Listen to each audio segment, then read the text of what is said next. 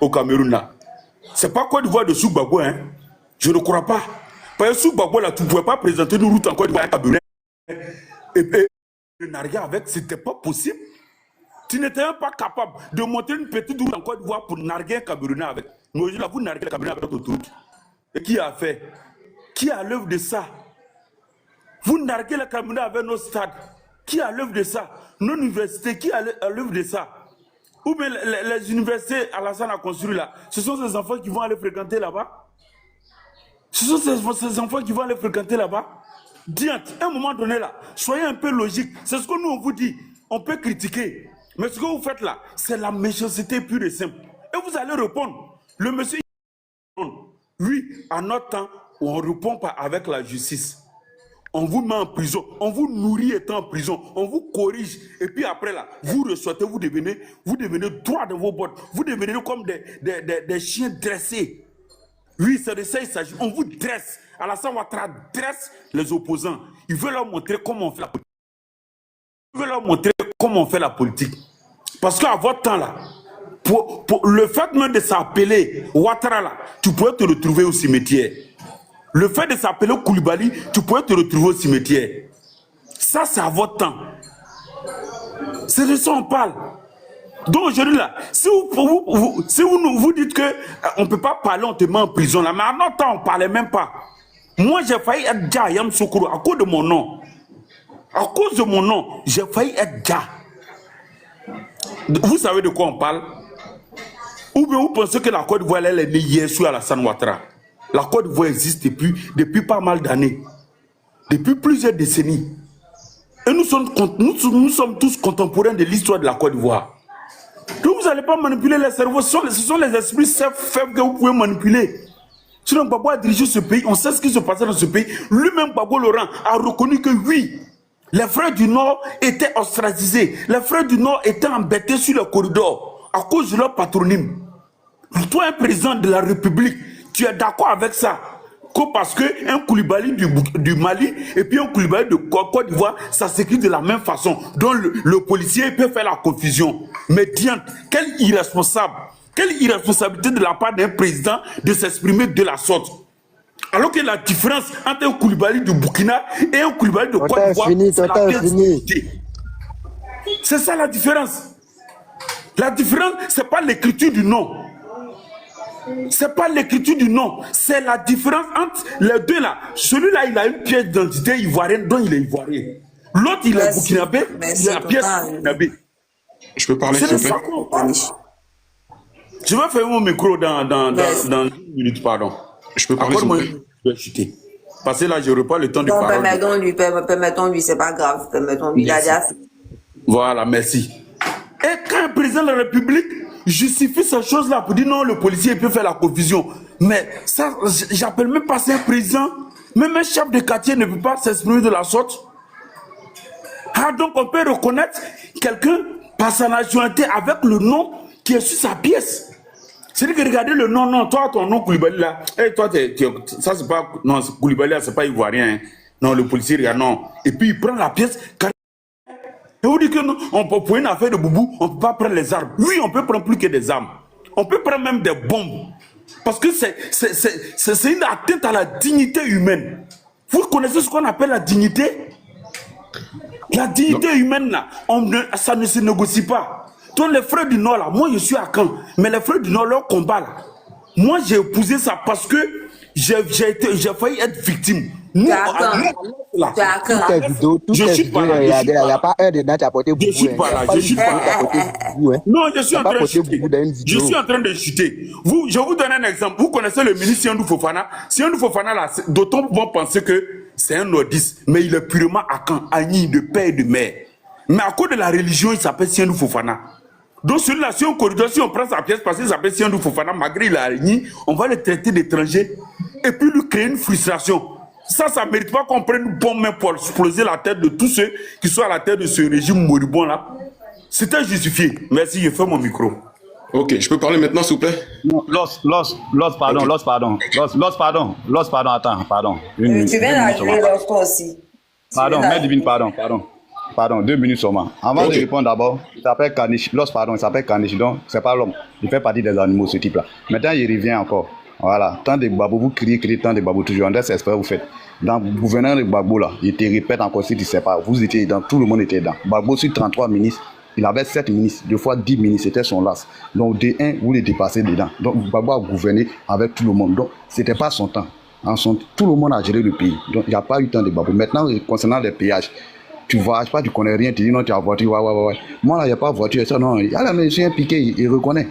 Mais il te dit, péage qui est dans Côte d'Ivoire, ça vaut 40, surtout, partout on quitte pour rentrer sur Yakoura, il y a des péages partout. Maintenant, il te dit Abidjan, Boaké. C'est toi, chien. C'est toi, chien, parce que c'est ton nom. Caniche, tais-toi. Tais-toi, il a parlé. Tu as menti, si ça ne peut pas 15. Faut te taire parler. Non, main divine, pardon. Laisse-le parler, le cardio. Quand tu parlais là, tout le monde est. Quand il a fait de cardio, il est en train de mentir. Il dit à 40 PA, il n'a qu'à les citer. Je veux tout noter. Après, tu as fait ta motion. Il va me donner chacun. Il n'a pas dit, il dit ça peut je vais les noter. Parce qu'il faut pas mentir sur le piment. C'est comme ça, il aime trop mentir. Vas-y, Paul. Ce type-là, il dit ça vaut 40. Il n'a pas dit à 40 pays, mais ça vaut.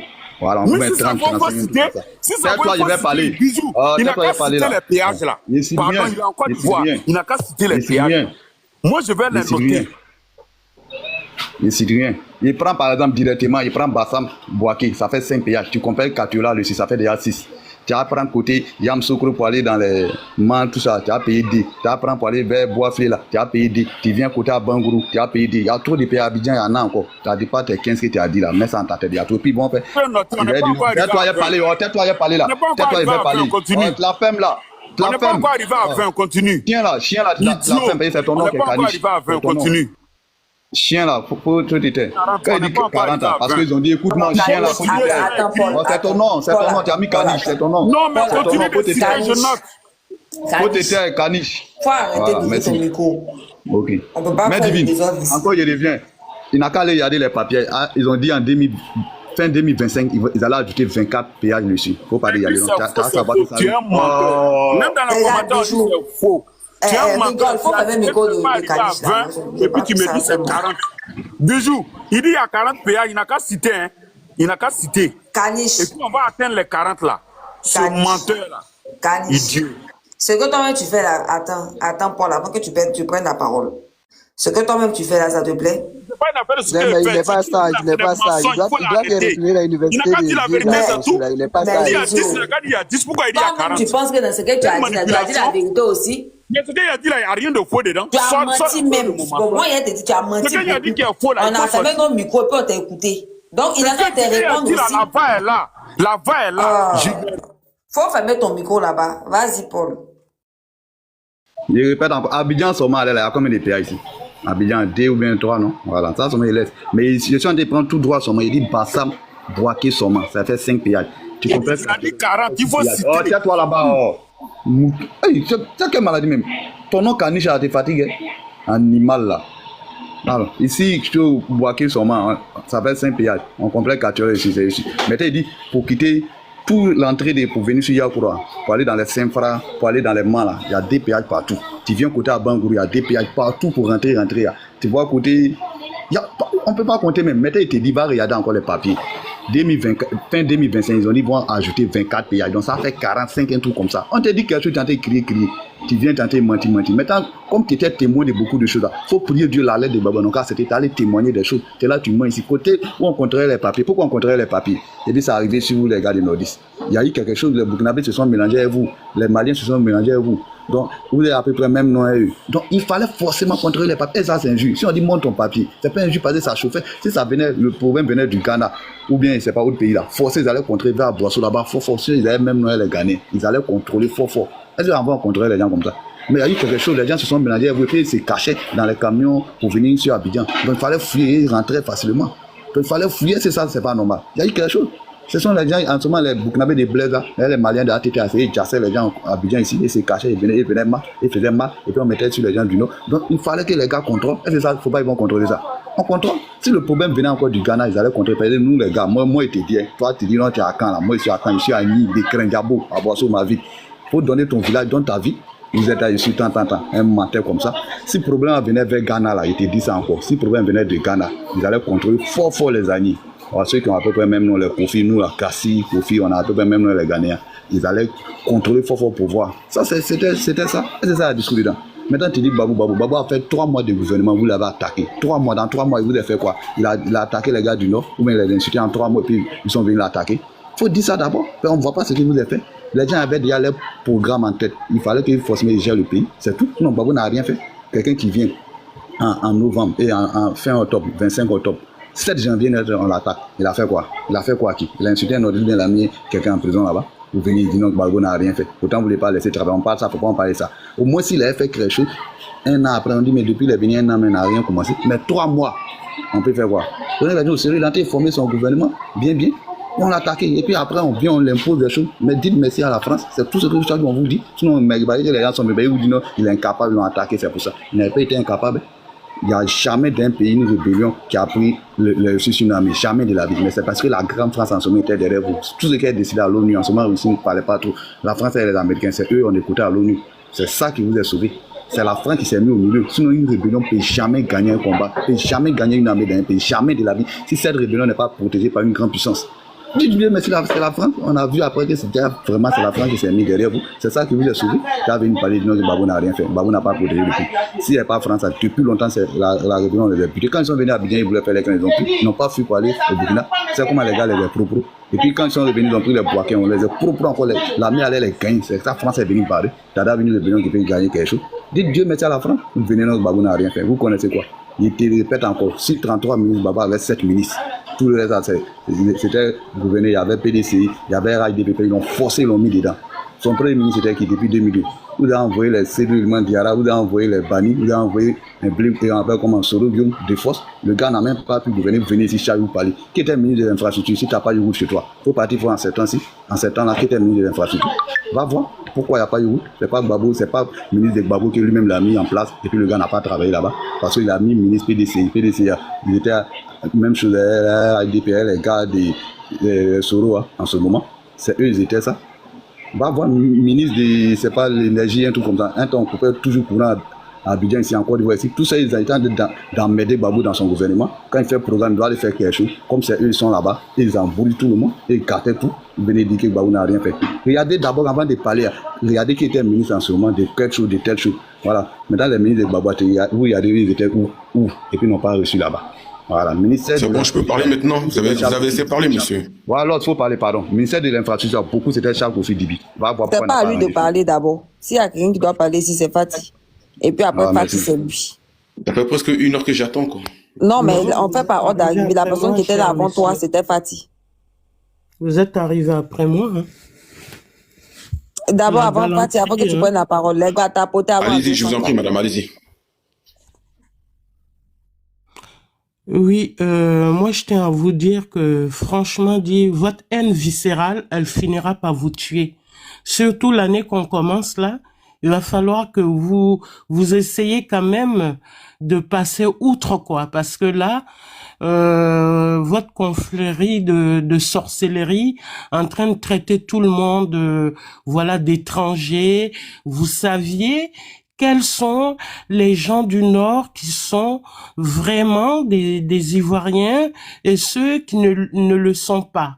Voilà, c'est tout ça qui a mené la guerre en Côte d'Ivoire et vous continuez.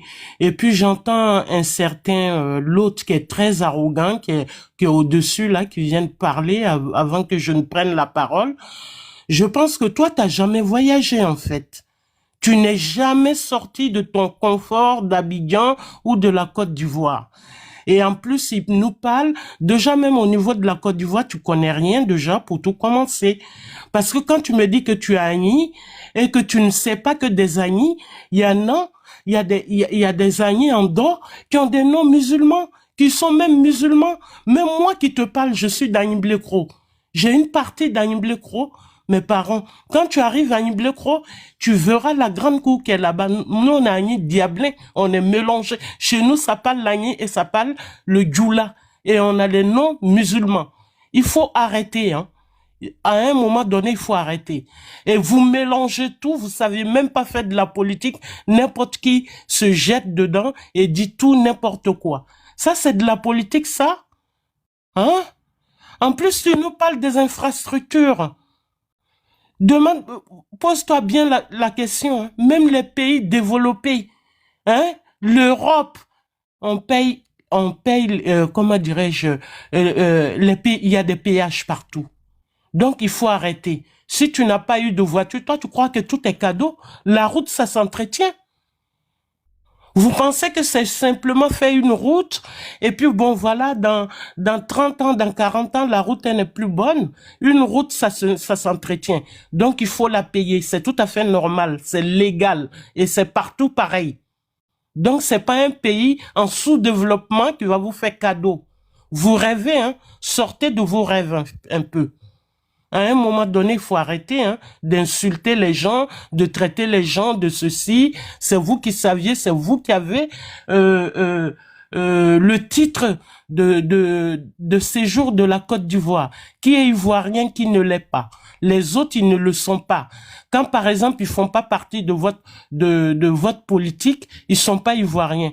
C'est cette mauvaise politique-là que Gbagbo Laurent vous a inculqué et que vous venez, vous avez grandi avec ça, avec la haine.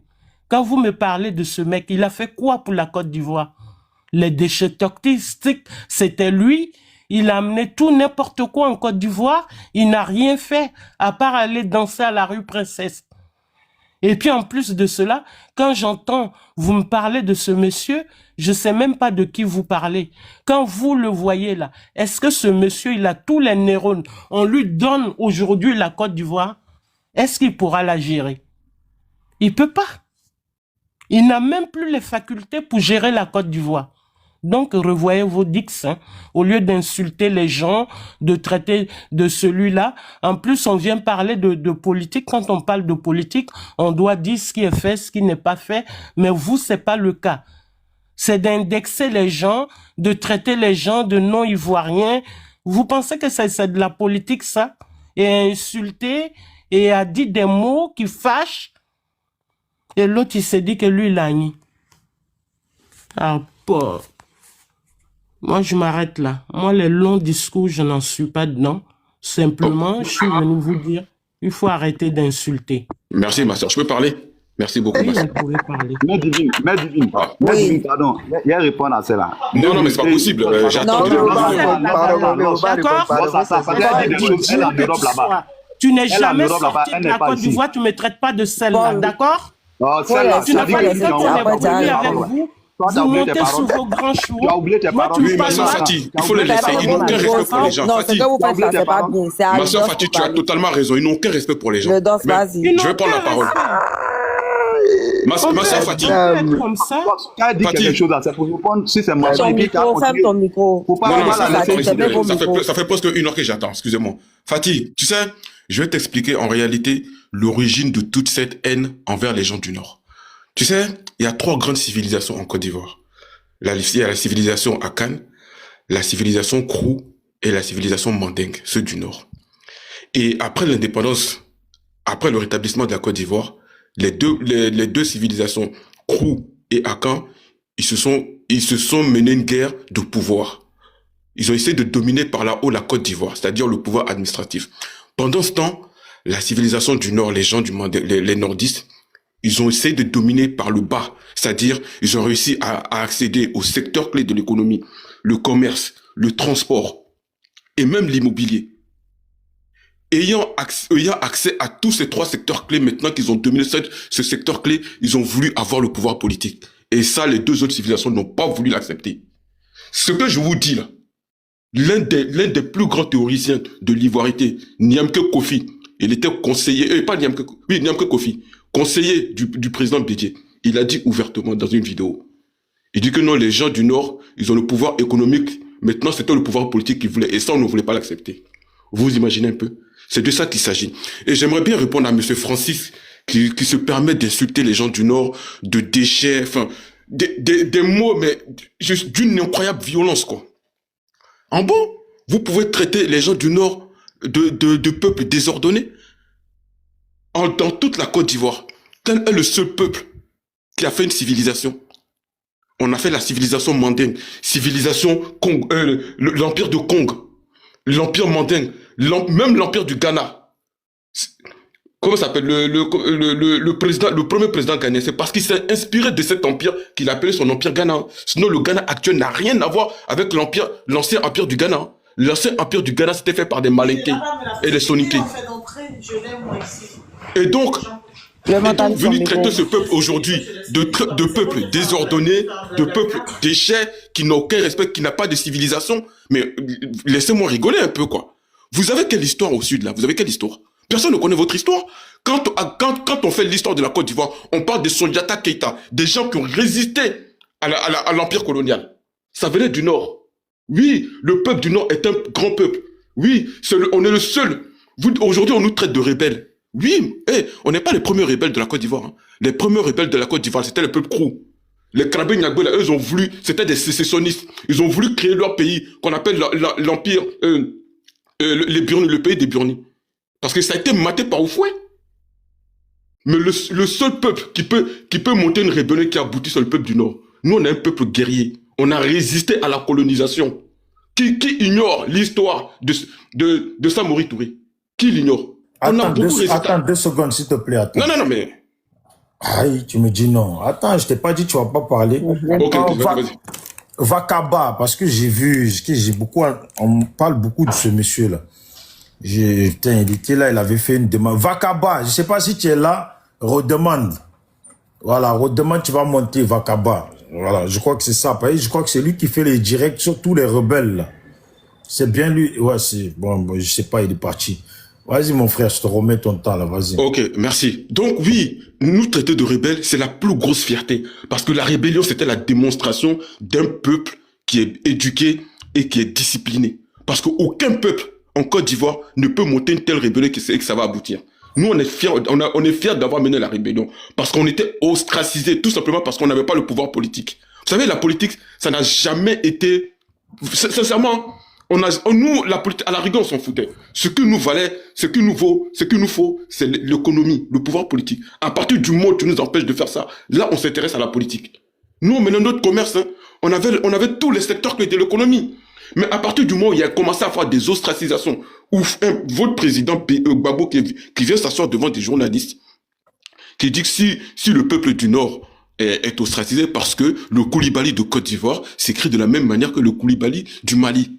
Mais c'est choquant! Qu'est-ce qui peut faire la différence entre un Koulibaly du Nord et un Koulibaly du Mali? C'est pas la carte d'identité. À partir du moment où tu te donnes une carte d'identité, ça prouve déjà qu'il est ivoirien. D'autant plus que lui-même, il est arrivé au pouvoir, il se tape la poitrine à avoir signé le nombre de décrets de naturalisation. C'est-à-dire que c'est lui-même qui a donné le plus de cartes d'identité ivoiriennes aux Burkinabés et aux étrangers.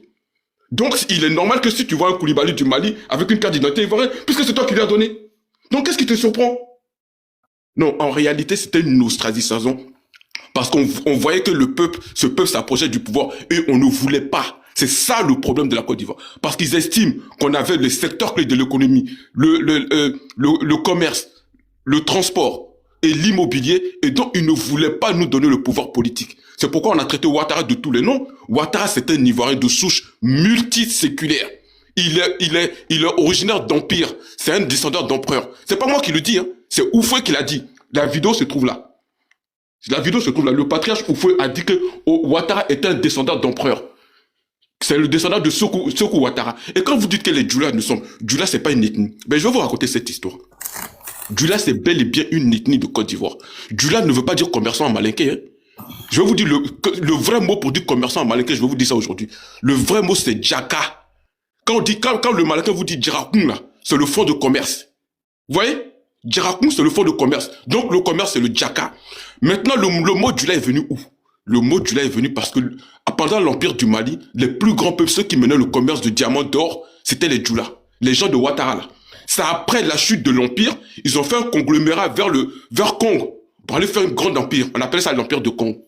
C'était des diamantiers. Ça veut dire que c'est des gens qui sont super riches. Est-ce que vous savez quand on dit le peuple Bella? Bella, c'est pas ceux qui poussent au trône. Bella, c'est une ethnie au Mali. Vous voyez, dans l'Empire du Mali, nous, on avait l'habitude de donner à un travail le peuple qui exerce ce travail-là. C'est pourquoi ceux qui font le commerce, on les appelle les Djoula. Non, non. En fait, Djoula, c'est une ethnie. Le commerce, là, c'est Djaka en Djoula, en Malinké. Et Djarakoum, c'est le fond de commerce. Donc, les vrais Malinkas, on dit les vrais Djoula, ce sont les Ouattara, là. C'est eux qui ont fondé l'empire du Congo. Après la chute de l'empire du Mali, par les Moravitoun, les Arabes, qui sont venus convertir les Djoula à l'islam. Quand l'empire est tombé, il y a eu un conglomérat de tous ces grands puissants, de tous ces grands commerçants vers Congo. Et puis ils ont fait l'empire de Congo. C'est de là que Ouattara est descendu. Les preuves d'identité que Ouattara a fournies pour prouver qu'il était ivoirien, même Gbagbo et Bédé ne peuvent pas le fournir. Donc la réalité, ce n'était pas ses origines burkinabées. Hein. Ils savent très bien que Ouattara, c'est un nordiste. Et c'était justement ça le problème. Parce qu'ils ne voulaient pas qu'un nordiste ait le pouvoir en Côte d'Ivoire. Sinon, ce n'est pas les étrangers qui les dérangent. Sinon, Afin Guessan, là, qui était le deuxième homme d'État après Oufoué, après Gbagbo, là. Moi, je vous le dis, c'est un caboret de Boiflé. Son papa, c'est un burkinabé. Il l'installa à Boiflé. Les yeux dans les yeux, je vous jure sur la tête de mes enfants, il ne peut pas le nier. Le jour, qu'il porte plainte, moi, je monte sa cour. La cour de mon oncle à Boiflé, là, se trouve dans la cour de Afin Guessan. Il partait chez son papa. Monsieur Caboret, sa cour est dans la cour de mon papa. De mon oncle, pardon. Mais il porte le nom Nguessan parce que sa maman est Annie.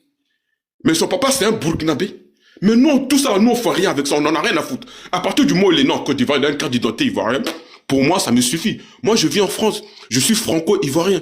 Je travaille pour l'armée française en tant qu'ingénieur télécom. Ouais, donc ça ne me dérange pas. À partir du moment où tu as une carte d'identité ivoirienne, tu es prêt pour la Côte d'Ivoire. Moi, ça me va, en fait. J'en ai rien à foutre des origines des gens. D'ailleurs, l'État de Côte d'Ivoire ne reconnaît pas les ethnies, ne reconnaît pas les origines. Vous savez pourquoi? Parce que même sur la carte d'identité, l'ethnie n'apparaît pas. Hein. L'ethnie n'apparaît pas. Il n'est pas écrit sur ta carte d'identité BT. Hein. Il est écrit ivoirien, point. Et ton lieu de naissance, ça suffit. Le reste, on n'en a rien à foutre, en fait. L'origine, moi, j'en ai rien à foutre. Voilà. T'es ivoirien, ça me va. Quelles que soient tes origines, j'en ai rien à foutre.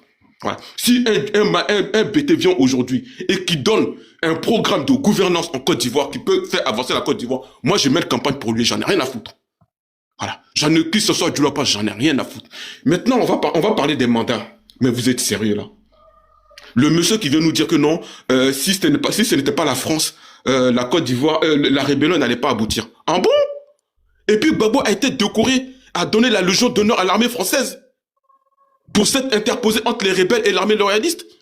Mon frère, si Gbagbo a pu tenir au pouvoir, c'était grâce à l'armée française. Et lui-même, il les a décorés pour ça. Monsieur Paul, vous êtes un menteur patenté. Vous êtes un menteur patenté. Gbagbo a décoré l'armée française pour s'être interposé entre la rébellion et l'armée régulière. Vous voulez vous jouer au panafricain? Gbagbo a décoré, comment il s'appelle? Le plus grand multinational français là. J'ai oublié son nom. C'est-à-dire que les deux instruments de domination de la France, c'est-à-dire l'armée. Son temps est fini, on a mal aux oreilles. Et le multinational, c'est Gbagbo qui les a décorés. Donc en termes de soumission à la France, on ne peut pas faire mieux. Merci. Mais tu es un grand menteur, toi. Laissez-le parler. Mon frère, il faut chuter. Non, mais qui répond qu'ici, je suis un grand menteur qui vient me répondre. Non, moi, je sais de quoi je parle. D'abord, faut chuter. Comme ton temps est fini, il va te couper là. Vas-y, termine ta phrase.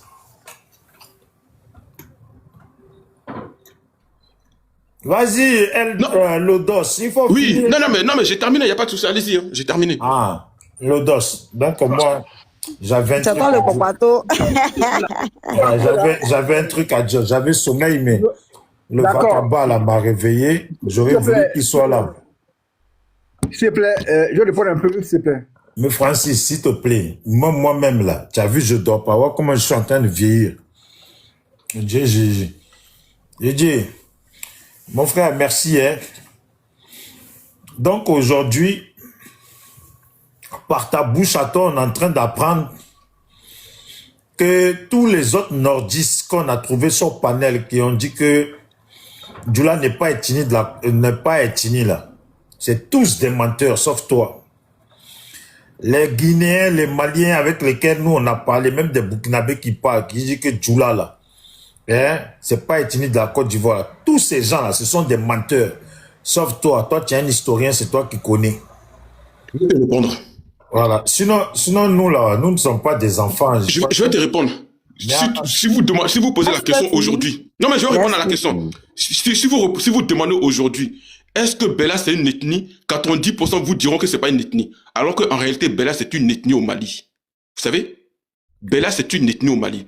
Effectivement, beaucoup de gens... Jusqu'à présent, je ne pense pas qu'il y ait un Malien ici. Il n'y a que toi qui sais ce qui se passe au Mali. Non, mais moi, je te pose la question, comment tu sais? On va te poser la question, comment tu sais les ethnies qui sont au Mali, là? Tu vas dire ici qu'on te traite de Malien. Pas du tout. Écoute, moi, je te parle pas du Mali, là. Moi, je te parle pas du Mali. J'ai dit... Mais tu nous dis Bella.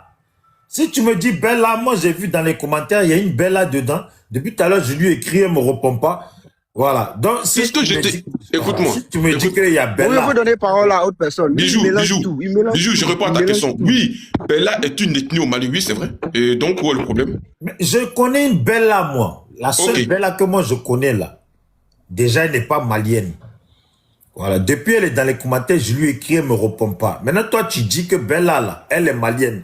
Moi, je ne sais pas, tu parles de Mali, là. Moi, je ne connais même pas le Mali. J'ai dit, ceux qu'on appelle les Bella, les poussins de Wotro, là, à la base, c'est une ethnie du Mali, en fait.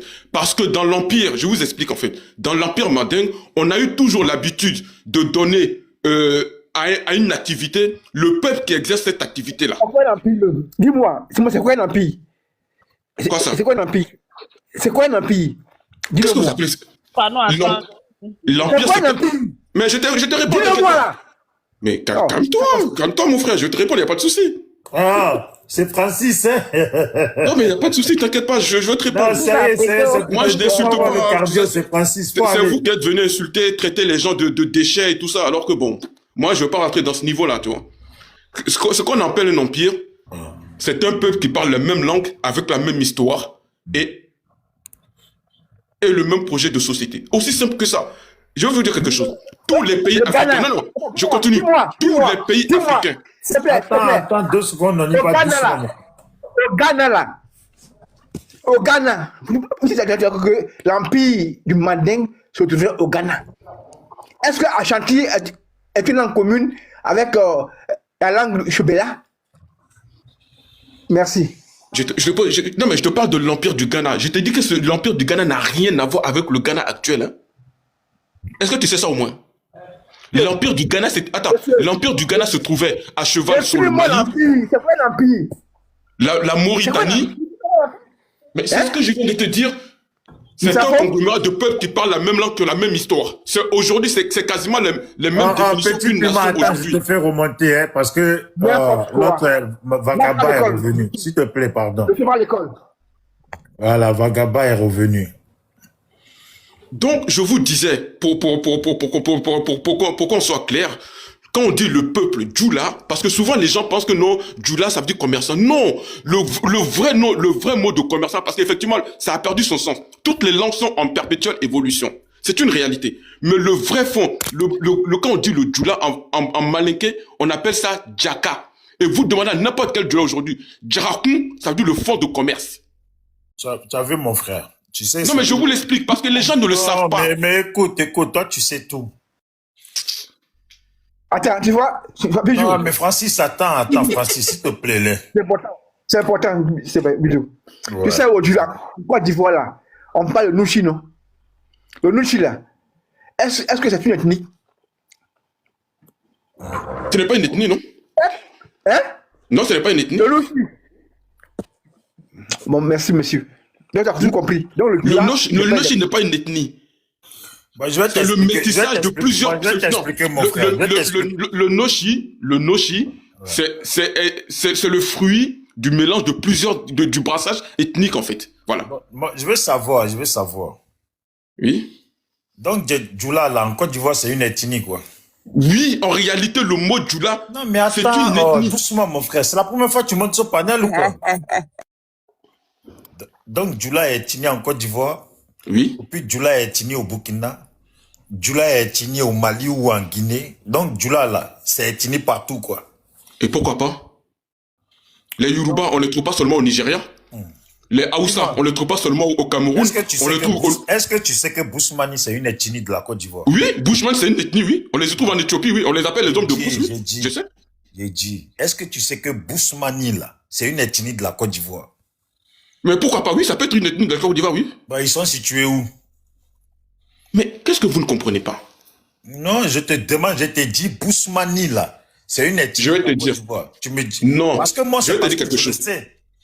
C'est parce que je le sais. Bousmani, là, c'est une ethnie de la Côte d'Ivoire, oui ou non? Bushman, ce que je sais, Non, Vakaba, attends. Vakaba, attends 2 secondes, tu vas parler. Parce que même moi-même, j'ai entendu beaucoup parler de toi, tu fais des panels, là. Donc, quand on va finir avec lui, je crois on va gérer avec toi. Tu vas nous expliquer un peu ce qui se passe. J'ai dit Bousmani. Tu sais ce que c'est quand même, Bousmani?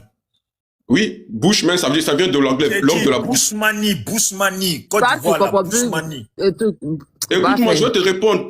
Tu as posé une question, laisse-moi te répondre. C'est pas par oui, pardon. C'est une question qui a assez trucs. Je te réponds. Bushman, en fait, à la base, c'est une ethnie originaire d'Éthiopie. Mais nos parents du Nord ont attribué ce nom de Bushman, c'est d'homme de brousse, au peuple du Sud, en fait.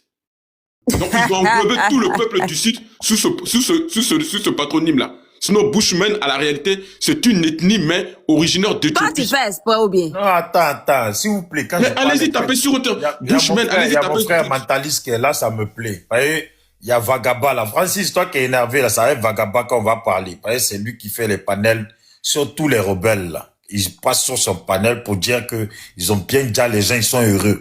Et il dit, on va venir sur lui, mais oui, donc, c'est une ethnie de l'Éthiopie qu'on a donné en Côte d'Ivoire, quoi. C'est pas ce que je te dis. J'ai dit, l'ethnie Bushman, jusqu'à l'heure où je vous parle, ça existe en Éthiopie. Ça existe, Bushman. C'est les Anglais qui ont donné ce nom aux hommes de la brousse. Et ce nom a été utilisé par le peuple du Nord pour qualifier les gens du Sud. Parce que les hommes de la brousse, ça dit quoi? Ceux qui vivent dans la brousse. La brousse, il ne faut pas voir ça comme péjoratif, hein. Ça dit les hommes de la forêt, en fait. C'est aussi simple que ça. Nous, on était les hommes de la savane. Vous savez le mot malinqué? Le mot malinqué. Allons-y. Oui, ok, allons-y. Tu as vu sur mon panel, là. Faut poser ton cœur. On ne te stresse pas. Non, je suis pas stressé. Je réponds à votre question. Attends, mais les gens du Nord, là, c'est parce qu'ils étaient éthiopiens, c'est ça? Pas du tout. Ça n'a rien à voir. Comment ils ont pris le nom d'un village là-bas ou d'une ethnie en Éthiopie pour venir le donner aux gens de la Côte d'Ivoire? C'est parce qu'ils étaient en Éthiopie ou c'est parce que c'est pas qui leur a ramené ça? Je vais répondre à ta question. C'est pas les gens du Nord qui ont inventé ce nom-là, hein, Bushman là. C'est pas eux qui l'ont inventé.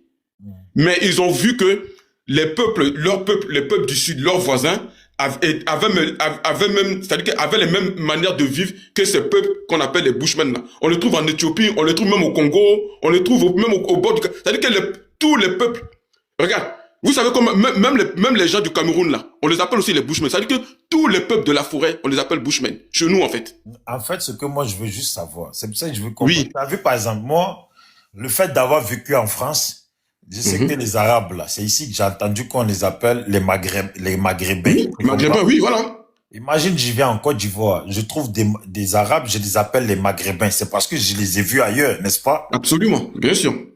C'est parce que les nordistes, là, ils vivaient en Éthiopie. C'est pour ça que, comme ils ont vu les gens de la forêt là-bas, quand ils sont venus, ils ont trouvé des gens de la forêt, ils leur ont donné les mêmes noms. C'est ça, non?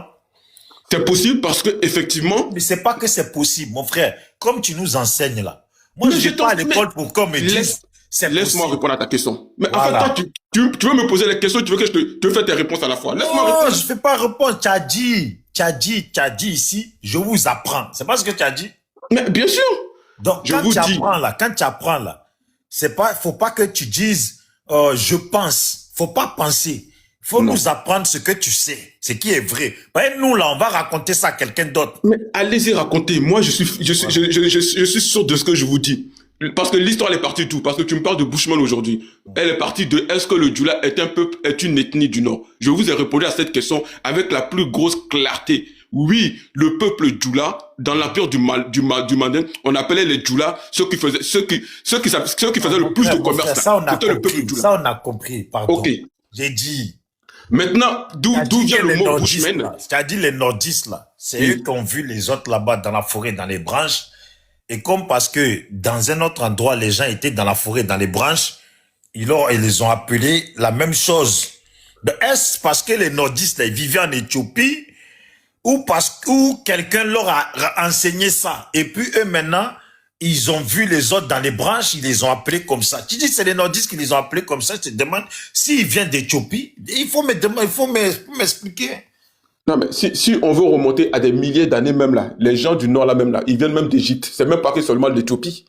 Bon, ok. Si on doit aller loin là, on va rester à Abidjan, on va rester en Côte d'Ivoire. Il dit, les Bousmani là, en Côte d'Ivoire, ceux qu'on appelle Bousmani là, les nordistes s'appellent Bousmani là. Voilà. Excusez-moi, j'ai dit, oui. Est-ce que tu sais que c'est une ethnie de la Côte d'Ivoire? Bushman. J'ai dit Bousmani. Laisse tes Bushman là. En Côte d'Ivoire, on dit Bousmani. Moi, je te donne l'origine du mot Bousmani. En Côte d'Ivoire là, on dit Bousmani. Mon frère, on te dit à checker. Mais c'est le nom qui est donné en Côte d'Ivoire qu'on utilise à loco là. J'ai dit, oui, je suis d'accord. En Côte d'Ivoire, on dit Bousmani. Est-ce que tu sais que Bousmani, là, c'est une ethnie en Côte d'Ivoire? Ça peut être considéré comme une ethnie, oui. Mais tous les mots ont une origine. Est-ce que tu sais que cette ethnie-là, si ça peut être, à ton avis, qui sont de l'ethnie Bousmani en Côte d'Ivoire? Ça, je ne pourrais pas te donner qui est ce peuple-là. Mais nous... Parce que moi, je t'ai dit, moi, mon ethnie, là, moi, je suis à Zikiso, là-bas. Quand tu arrives à Zikiso, là, quand tu dépasses, il y a 3 villages. Eux, là, nous, là, notre ethnie, c'est Bousmani, qui existe en Côte d'Ivoire. Voilà, on est 44e ethnie de la Côte d'Ivoire. Je ne sais même pas si tu savais ça. C'est possible, mon frère. C'est possible. Mais nous, au peuple du Nord, c'est ce que je te dis. Nous, on a toujours amalgamé tous les gens de la brousse là, on les a toujours appelés Bousmani. Que ce soit du Cameroun, même en Guinée, tous les peuples de la brousse, on les a toujours appelés Bousmani. Maintenant, je vais t'expliquer, parce que c'est nous aussi, là, chez moi, là, chez nous, les Bousmani, là, quand on a appelé les gens du Nord, là, on les appelait Djoula. Tu veux savoir comment? Ben, tu me rejoins, en fait. Tu es en train de me rejoindre. Oui. Mais attends, nous, les Bousmani des Zikiso, là, c'est nous, on a appelé les nordistes, la Djoula. Il faut me demander maintenant pourquoi vous les avez appelés Djoula. Je ne sais pourquoi vous les avez appelés Djoula. C'est pourquoi? Généralement, quand ils venaient faire le commerce au sud, on leur demandait d'où ils venaient. Donc, ils ne se comprenaient pas, ils disent nous, on est Djoula. Donc, les gens ont pensé que comme ils font du commerce, c'est parce que c'était Djoula. Par rapport à ça, on les a appelés les Djoula. C'est comme ça, l'histoire.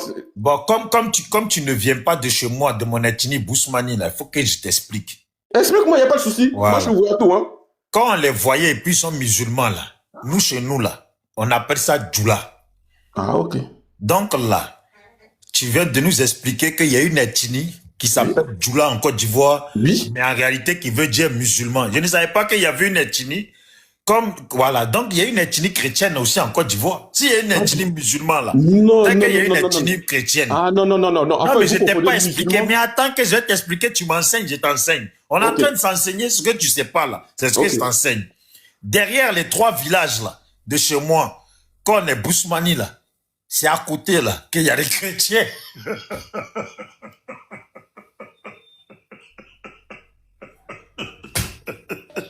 Bijou, il a dit Soundiata Keita ivoirien. N'a qu'à expliquer ça. D'accord. C'est faux. Bijou, en fait, vous faites la confusion entre Djoula et musulman. Non, mon frère, on est en train de s'enseigner. Ça n'a absolument rien à voir, en fait. Il dit, on est en train de s'enseigner. Oui, mais c'est ce que je te dis. De toute façon, on t'a écouté et puis tu nous as enseigné, là. C'est façon, est-ce que tu connais toute la Côte d'Ivoire? Je connais pas mal de choses, en tout cas en Côte d'Ivoire. Bon. Tu connais Zikiso? Zikiso, oui. Bon, je sais pas où c'est situé exactement. Donc, tu connais pas.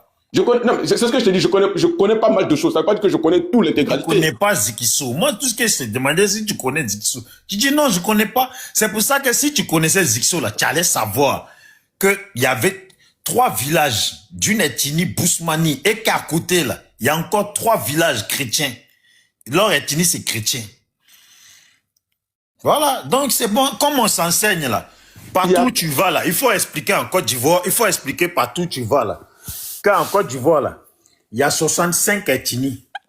Voilà, c'est l'ethnie chrétienne là, qui sont après mon village de Bousmani. Après nous, notre village, notre ethnie là, c'est les chrétiens. Voilà. Et puis, j'étais même pas fini, il y a Korbala aussi. On est 66 ethnies. Par Korbala là, après mon village, notre 3 ethnies de Bousmani là, il y a les trois villages là, de chrétiens. Après eux là, il y a encore 3 villages de Korbala. Et te dit. Non, mais il n'y a pas de souci. Si vous voilà. Non, mais je te dis, comme tu sais pas là, c'est pour ça que il n'y a pas de souci. Si vous considérez que Boussoumane, c'est une ethnie, moi, ça ne me dérange pas. Tant que tu n'es pas arrivé jusqu'au bac plus 8, bac plus truc, tu peux pas savoir tout ce qu'il y a à l'école. Donc, tant que tu n'as pas visité tout un pays, là, et puis les recoins, là, tu ne peux pas savoir les ethnies qui sont là-bas. C'est ce que je reproche toujours aux frères du Sud. En fait, vous avez une grosse ignorance du peuple du Nord. Nous, c'est vrai que nous, on a beaucoup vécu au Sud. On vous connaît plus que vous nous connaissez, en fait. C'est ça que vous faites défaut. Nous, on vous connaît plus que vous nous connaissez. Ok. Voilà. Moi, je connais beaucoup d'ethnies au Sud. Mais souvent même, il y a des peuples du Sud, quand je leur dis Koyaka, ils ne savent même pas ce qu'on appelle un Koyaka. Bon, non, il faut laisser. Mon frère, Eldos. Non, c'est ça, Eldos. Oui, Eldos Dosso, oui. Koyaka 100%. Voilà. Reste, on va échanger. Il y a le frère Vakaba qui est là. Salut Vakaba. Donc Vakaba, c'est celui qui fait les panels où il y a tous les chefs, il y a tous les rebelles qui viennent pour expliquer comment ils ont fait leur guerre, comment ils ont fait. Donc, franchement, bienvenue sur mon panel. Voilà, je pense que c'est la première fois. Merci à toi d'être venu. Merci. Bonjour. Merci de m'accueillir respectueusement. Et je serai poli. Je te mets en grand si tu veux te mettre en vidéo. Hein. Puis, non, je ne vais pas mettre en vidéo parce que... Non, mentaliste, pardon, tu vas parler après lui. Je sais pourquoi je lui ai donné la parole, parce que je sais que tu es là. Non, Vakaba, premier, je le connais déjà. Vas-y, Vakaba. Ok, d'abord, je ne vais pas mettre en vidéo parce que là, toi, tu peux m'enregistrer d'abord.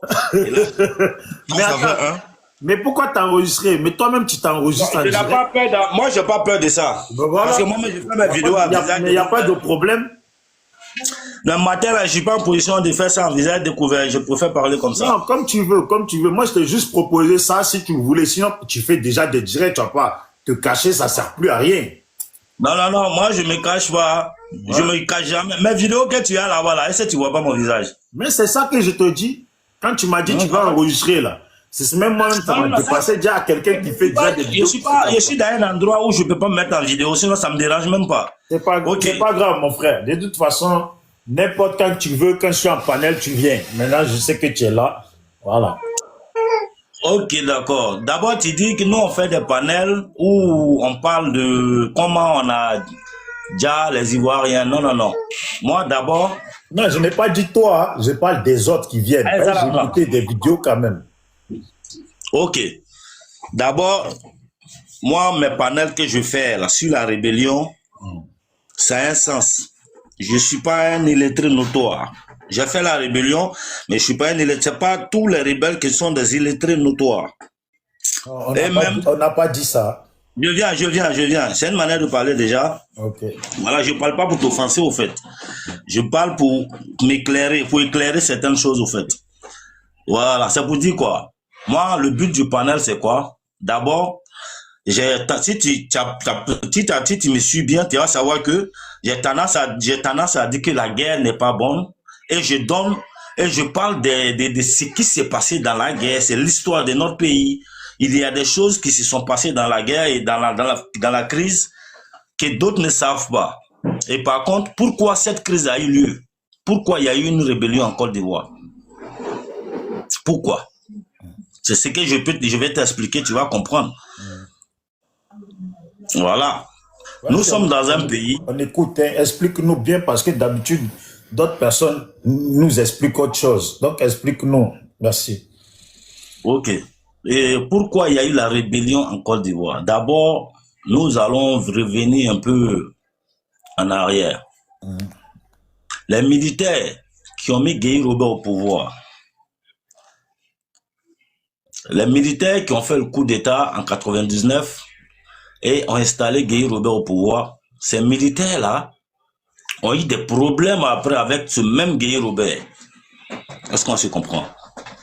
Et quel problème? Comment? Je vais un peu rentrer dans les détails, parce que déjà, il faut comprendre que quand Guy Robert était président, il n'avait pas... Et il était juste là comme une image, il était comme un porte-parole. Il était juste le porte-parole de ces militaires-là d'abord. Mais vous savez, le pouvoir, là, la l'ivresse du pouvoir. Quand on est au pouvoir, on oublie tout ce qui t'a permis de venir à ce pouvoir-là. Et Guy, il a trouvé que ces gars qui l'ont mis au pouvoir le gênaient. Parce qu'il devait les rendre compte. Et lui, il trouvait un peu minable, lui, un officier supérieur. Et rendre compte à des petits officiers subalternes, pour lui, c'était... Voilà, c'était devenu gênant. Donc, qu'est-ce que Guy Robert fait? Et le plus charismatique, le plus charismatique ou le plus... Bon, pas le plus dur, mais le plus charismatique de ces militaires-là, Guy Robert, il va envoyer un au Canada, qui était Ibrahim Koulibaly, DIB Major. Il envoie au Canada dans quel but? Dans le but de l'écarter du jeu. Et est-ce qu'on peut envoyer un sous-officier subalterne, c'est-à-dire un sergent-chef, en tant que attaché militaire dans un autre pays? C'est un poste qui est réservé aux officiers. Mais c'était une manière d'écarter Guy Robert et c'est ce qu'il a fait. Et quand il envoie, une manière d'écarter Ibrahim Koulibaly, et quand Ibrahim Koulibaly part au Canada, et ses amis qui restent derrière lui ici, que ce soit les Kouné Zakaria, Chérif Ousmane, Thio Fauzi, les chefs de guerre que vous avez connus là, vous avez vu que ceux-là ont été emprisonnés ici injustement par Guy Robert. Et si vous vous rappelez bien, on a eu un journal en 99 où les parents demandaient à savoir où les enfants étaient. Et déjà, vous avez remarqué que ces militaires qui étaient en prison, il y a eu un moment où Soro Guillaume et certaines personnalités sont allés voir les gars des droits de l'homme, le DIH, le droit international humanitaire, pour venir interviewer Guy Robert sur la question de ces prisonniers-là. Et voilà ce qui a ralenti. Voilà pourquoi Guy n'a pas pu tuer, il n'a pas pu dire plutôt tous ces militaires qui étaient en prison ici, en Côte d'Ivoire avec lui. Mais par contre, il a tué certains dedans. Il y a d'autres qui sont partis. Et maintenant, après cela, c'est comme c'est une guerre qui est déclarée entre Guy Robert et les militaires qui l'ont mis au pouvoir. Et du coup, c'est lui qui l'avait envoyé au bouquet des choses au Canada, qui était Ibrahim Koulibaly. Ces derniers-là, il démissionne de son poste et se retrouve au Burkina. Et par contre, ses amis qui étaient frustrés, qui étaient emprisonnés par Guy Robert ici, qui étaient matés, qui étaient électroniques, comment on dit là, ils étaient maltraités de toutes les manières, disons. Ceux-là, en 2000, au moment où le pouvoir était dans la rue, quand Guy Robert refuse de se lever, et Bédi Gbagbo aussi déclare qu'il a gagné, le pays est mélangé, on ne sait pas qui a gagné. Mais est-ce que vous savez que ce n'est pas le FPI seulement qui s'est levé pour marcher, pour dire non à Guy? Même le RDR, c'est toute la population qui s'est levée. Et d'ailleurs, quand le RDR, quand les jeunes Djoula se lèvent pour dire non à Guy, ce n'est pas pour dire oui à Gbagbo. C'est pour qu'il y ait une élection où tous les candidats soient présents. Puisqu'il y avait une exclusion. Si on est d'accord, en 2000 bien sûr. Ok. Et maintenant, ces militaires-là, qui étaient en prison, vont être libérés d'une manière à autre dans ces prisons-là. Et ces militaires-là, qu'est-ce qu'ils ont fait? Qu'est-ce qu'ils ont fait pour mériter ça? Il y a d'autres qui ont été... On les a matés. Vous savez, quand on va à la Niagne, à la PJ, là, vous voyez comment les gars maltraitent les gens, non? Et ceux-là, ils ont été maltraités. Vous voyez le pied de Ouattao, vous voyez le général Chérif aujourd'hui, vous voyez ses dents, tout va bien. Ses dents, là, ils ont arraché ses dents. avec des tenailles. On arrachait ses dents. Il y a d'autres qui ont eu les pieds cassés. Vous voyez le pied de Ouattara opérationnel, vous voyez qu'il boitait. Mais il a été maté à mort. Est-ce que vous comprenez? Bah, ceux-là, ils ont connu cette souffrance-là. Et ils vont quitter le pays. Aller se réfugier quelque part. Étant là-bas, et ceux-là qui quittent déjà Abidjan en 2000, vous savez, en 2001, il y a eu un petit mouvement qu'on appelait la Mercedes noire qui a échoué. Après, bon, il y a eu un faux complot que Gueye même a mis en place pour pouvoir les mettre en prison. Hein. Bon. Et du coup, ces militaires-là qui se retrouvent au Burkina, qu'est-ce qu'il faut faire? C'est des Ivoiriens et c'est des soldats. Ils ont appris le maniement des armes. Ils vont s'asseoir au Burkina et rester, perdre leur vie. Mais il faut qu'ils rentrent, dans leur pays. Mais avant qu'ils ne rentrent dans leur pays, là, les tuteurs, là où ils étaient allés s'installer, le tuteur, il a bel et bien appelé Laurent Gbagbo pour lui dire, il y a des militaires ivoiriens ici à mon niveau. Parce que vous savez une chose déjà, pourquoi Blaise va faire ça? Parce que Blaise n'avait aucun intérêt à ce que la Côte d'Ivoire soit mélangée. Parce qu'il avait des accords, il avait des consensus avec Gbagbo. Ça, je comprends. Donc Blaise n'avait aucun intérêt qu'il y ait une rébellion contre Gbagbo. Bah, du fait que l'accord qui était entre lui et Gbagbo n'a pas pris le chemin, donc, qu'est-ce qui va se passer? Ces militaires qui étaient là-bas, ils vont être financés par Blaise Compaoré, par le Burkina et le Libéria et la Libye. Une rébellion, ça se finance pas avec des miettes. Une rébellion ne peut pas se financer avec des petits jetons. C'est avec beaucoup de milliards. Parce que une seule calache coûte au moins 1 500 000. Donc du coup, vous voyez, au moment opportun, ces militaires-là vont décider de rentrer dans leur pays. Je dis bien leur pays. Et quand ils rentrent dans leur pays, ils font le nécessaire pour pouvoir s'installer. Et c'est un coup d'État qui a échoué à Abidjan. C'était pour soulever Gbagbo de là à là. Le 19 septembre, c'était pas une rébellion qui était prévue. On venait juste enlever Gbagbo et puis faire une transition pour que au moins, il y ait une élection où tous les candidats sont présents et qu'on aille comme il se doit. Et c'est ce qui devait être fait. Et ces militaires-là, quand ils arrivent, ils attaquent ces trois endroits, Bouaké, Korogo, Abidjan. Quand Abidjan échoue, la base aérienne automatiquement au nord. Et dans le nord, la rébellion est accueillie et adoptée. Pourquoi? Parce que ces mêmes nordistes-là se sentaient dans le même combat que ces rebelles-là. Parce que ces mêmes nordistes-là se sentaient pas chez eux étant au nord, étant au sud.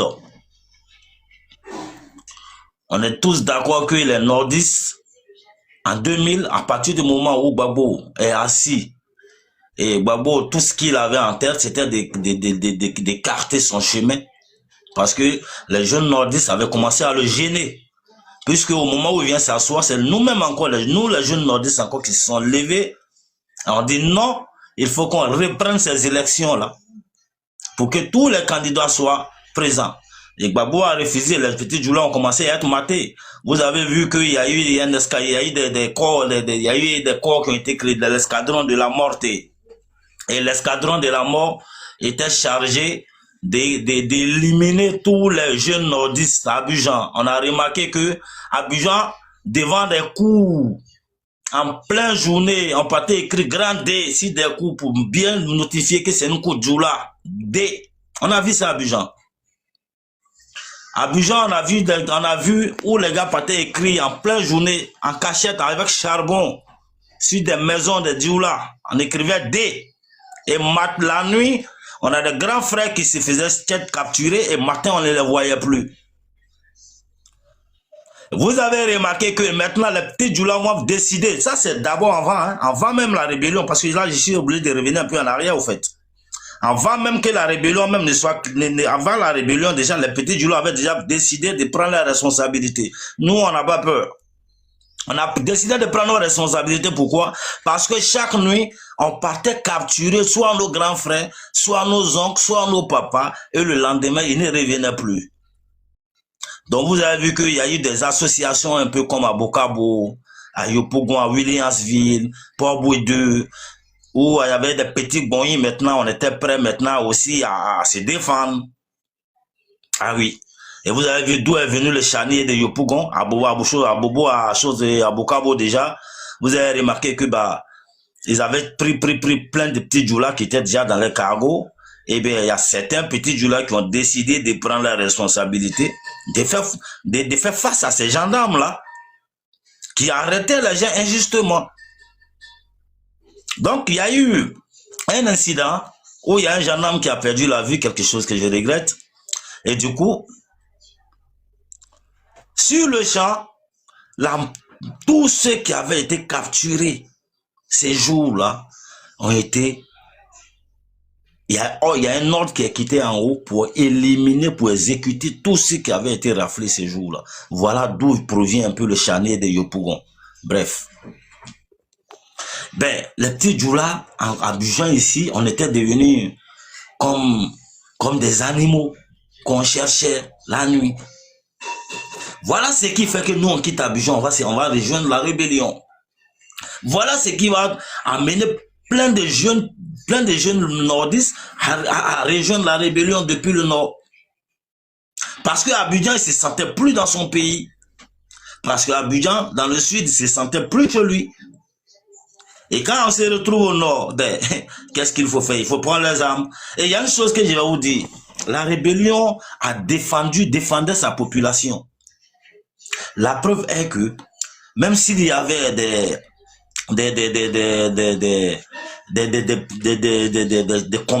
petits problèmes de terrain, ça arrive un peu partout, mais la rébellion défendait aussi sa population. La preuve est que en 2003, vous avez vu qu'on a fait une délégation pour aller déloger les Libériens dans le sud et dans l'ouest du pays, parce que ceux-là, ils faisaient souffrir la population de l'ouest. Donc vous avez vu qu'il y a une mission qui a été dépêchée pour aller nettoyer l'Ouest, pour libérer la population. Les gars de l'Ouest peuvent vous témoigner cela. Est-ce que vous comprenez? Et donc cette rébellion, vous avez remarqué que cette rébellion a été classée parmi les rébellions les plus classiques d'Afrique.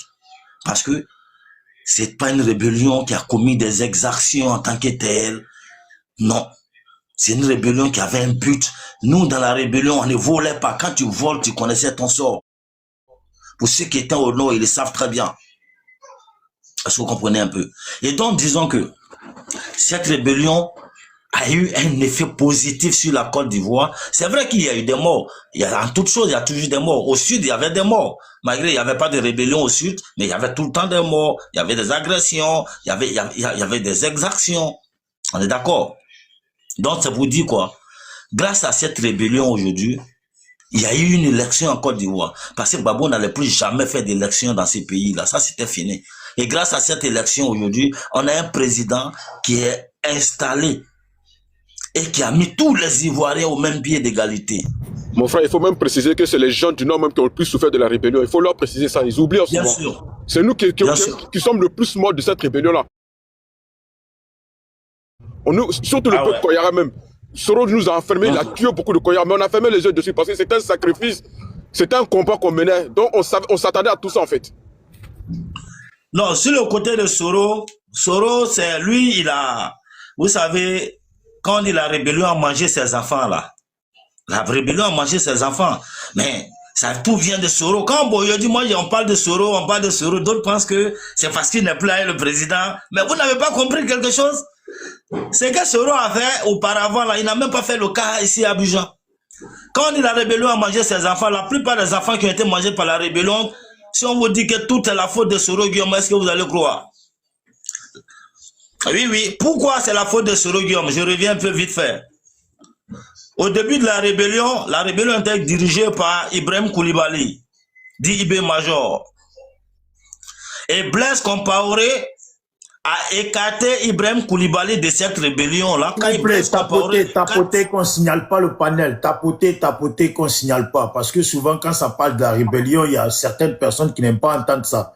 Donc, tapoter et puis on écoute le frère. Merci. Abonnez-vous. Vas-y, frère, faut continuer. Ok, Blaise Compaoré, quand Blaise Compaoré écarte Ibrahim Koulibaly de la rébellion, c'est Soro et qui est nommé, qui est là comme le dirigeant. Et là, il vous dit, c'est Blaise Compaoré qui était le PDG de cette rébellion, on peut, si on veut voir. Et Soro, qui devient le nouveau dirigeant, doit écarter tous ceux qui étaient d'accord avec Ibrahim Koulibaly, qui dirigeait la rébellion. C'est comme moi, je suis le nouveau patron, l'ancien patron, les bons petits de l'ancien patron deviennent des ennemis de l'État. Et ceux-là sont pour ça, ils sont poursuivis. Il y a plein qui ont été déjà. Et donc, quand on te dit que la rébellion a mangé ses enfants-là, c'est Soro Guillaume qui a mangé. Ça, c'est une réalité. Voilà. Maintenant, s'il y a des questions et que je peux répondre, je vais répondre. Voilà, j'aimerais...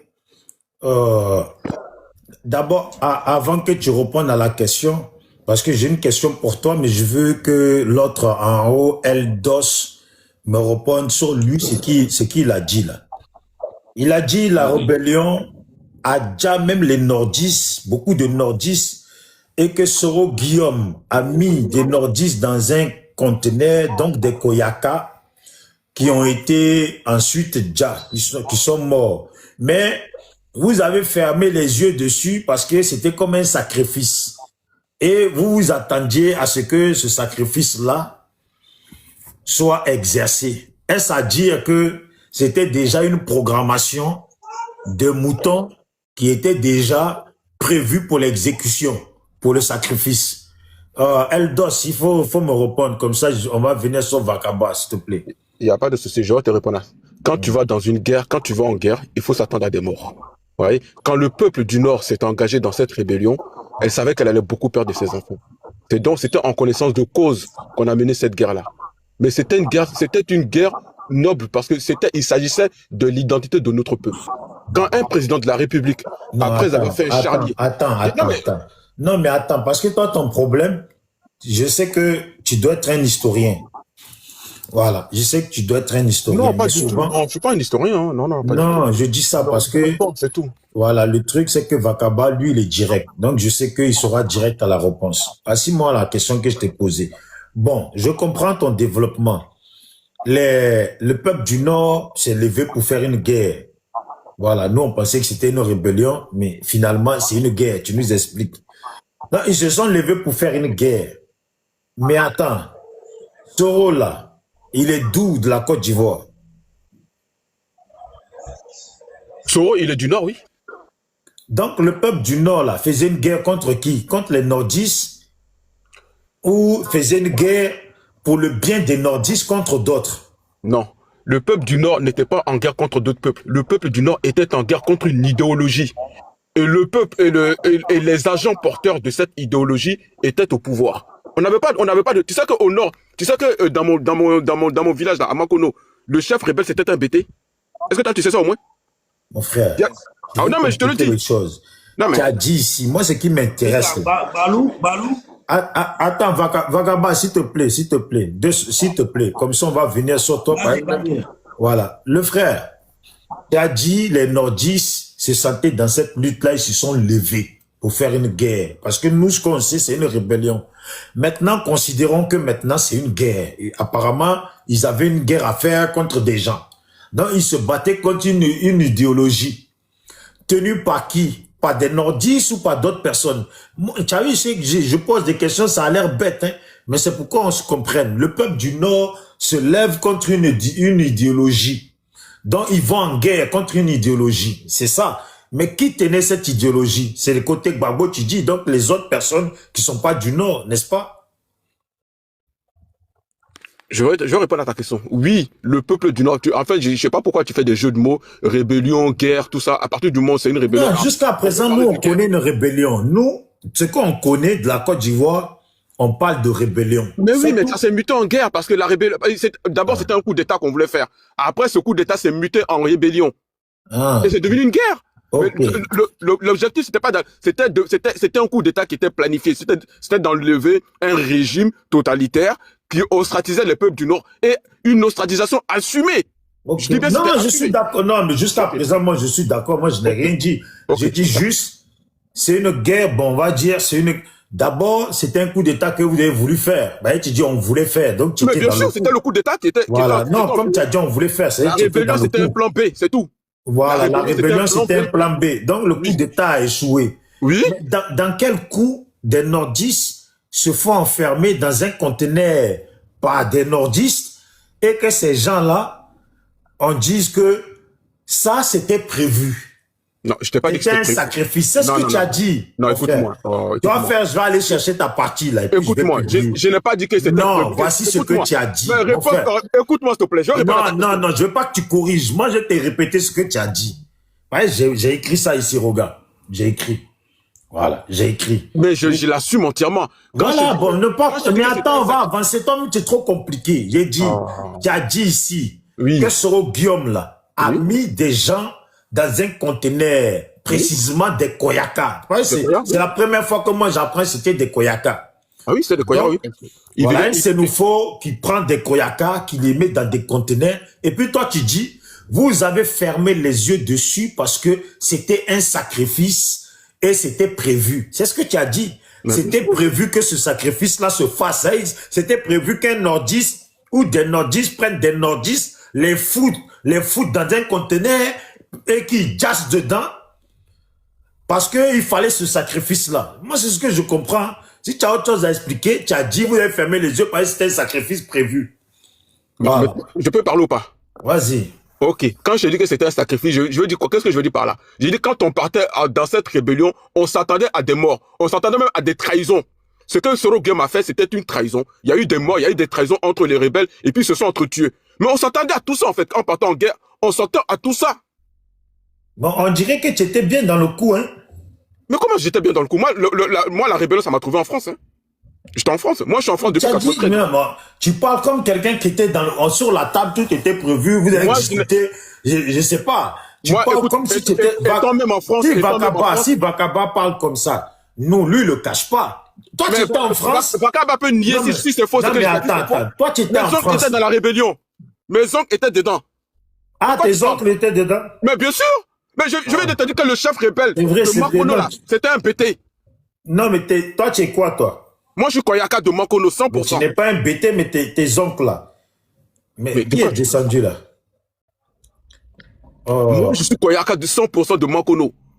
Le chef rebelle... Mais tu as dit un des noms de tes oncles, là. Comment il s'appelle? Non, j'ai pas donné de nom. J'ai pas donné de nom. Tout à l'heure, tu as dit ça.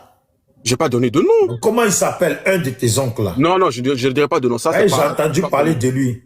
Non, pas du tout. J'ai dit Vakaba, comme tu as dit que Vakaba, si Vakaba parle, j'ai dit, si ce que j'ai dit là, Vakaba peut nier si c'est vrai, si c'est faux. J'ai dit quand les gens du Nord partaient dans cette rébellion, on s'attendait à des trahisons, on s'attendait à une grosse perte. Mais c'était une guerre noble parce que on était ostracisés dans notre propre pays. C'est ce que je vous dis. On était ostracisés dans notre propre pays par un régime qui l'a assumé. Qui dit oui, les gens du Nord, ils portent le même nom que ceux du Mali, donc il était normal. Il a justifié ça. Donc il était normal qu'on mène cette guerre. Aujourd'hui, si Ouattara, sous le régime de Ouattara, on arrête des séries, parce qu'il s'appelle série là, si le peuple BT mène une guerre, moi je les soutiens dedans. C'est de ça qu'il s'agit. Bon, ok, on va venir à Vakaba. Vakaba, salut à toi encore. Il y a Crespo qui est monté. Je sais ce qu'il a demandé à monter. Est-ce que je peux éclairer quelque chose rapidement? Vas-y, il faut éclairer.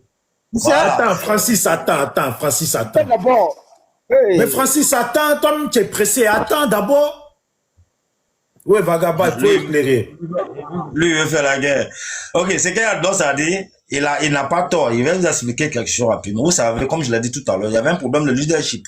Au moment où Soro Guillaume commence à gérer la rébellion, là, comme je l'ai dit tout à l'heure, les bons petits, ceux qui étaient bel et bien d'accord avec l'ancien chef qui était Ibrahim Koulibaly, avaient des problèmes. La plupart, c'était des Koyaka. C'est ce qu'il n'a pas précisé. Parce que Ibrahim Koulibaly, c'était un Koyaka qui était suivi par les jeunes Koyaka. Vous savez bien. C'est toujours comme ça. Et Soro aussi était soutenu par ses frères Senoufo.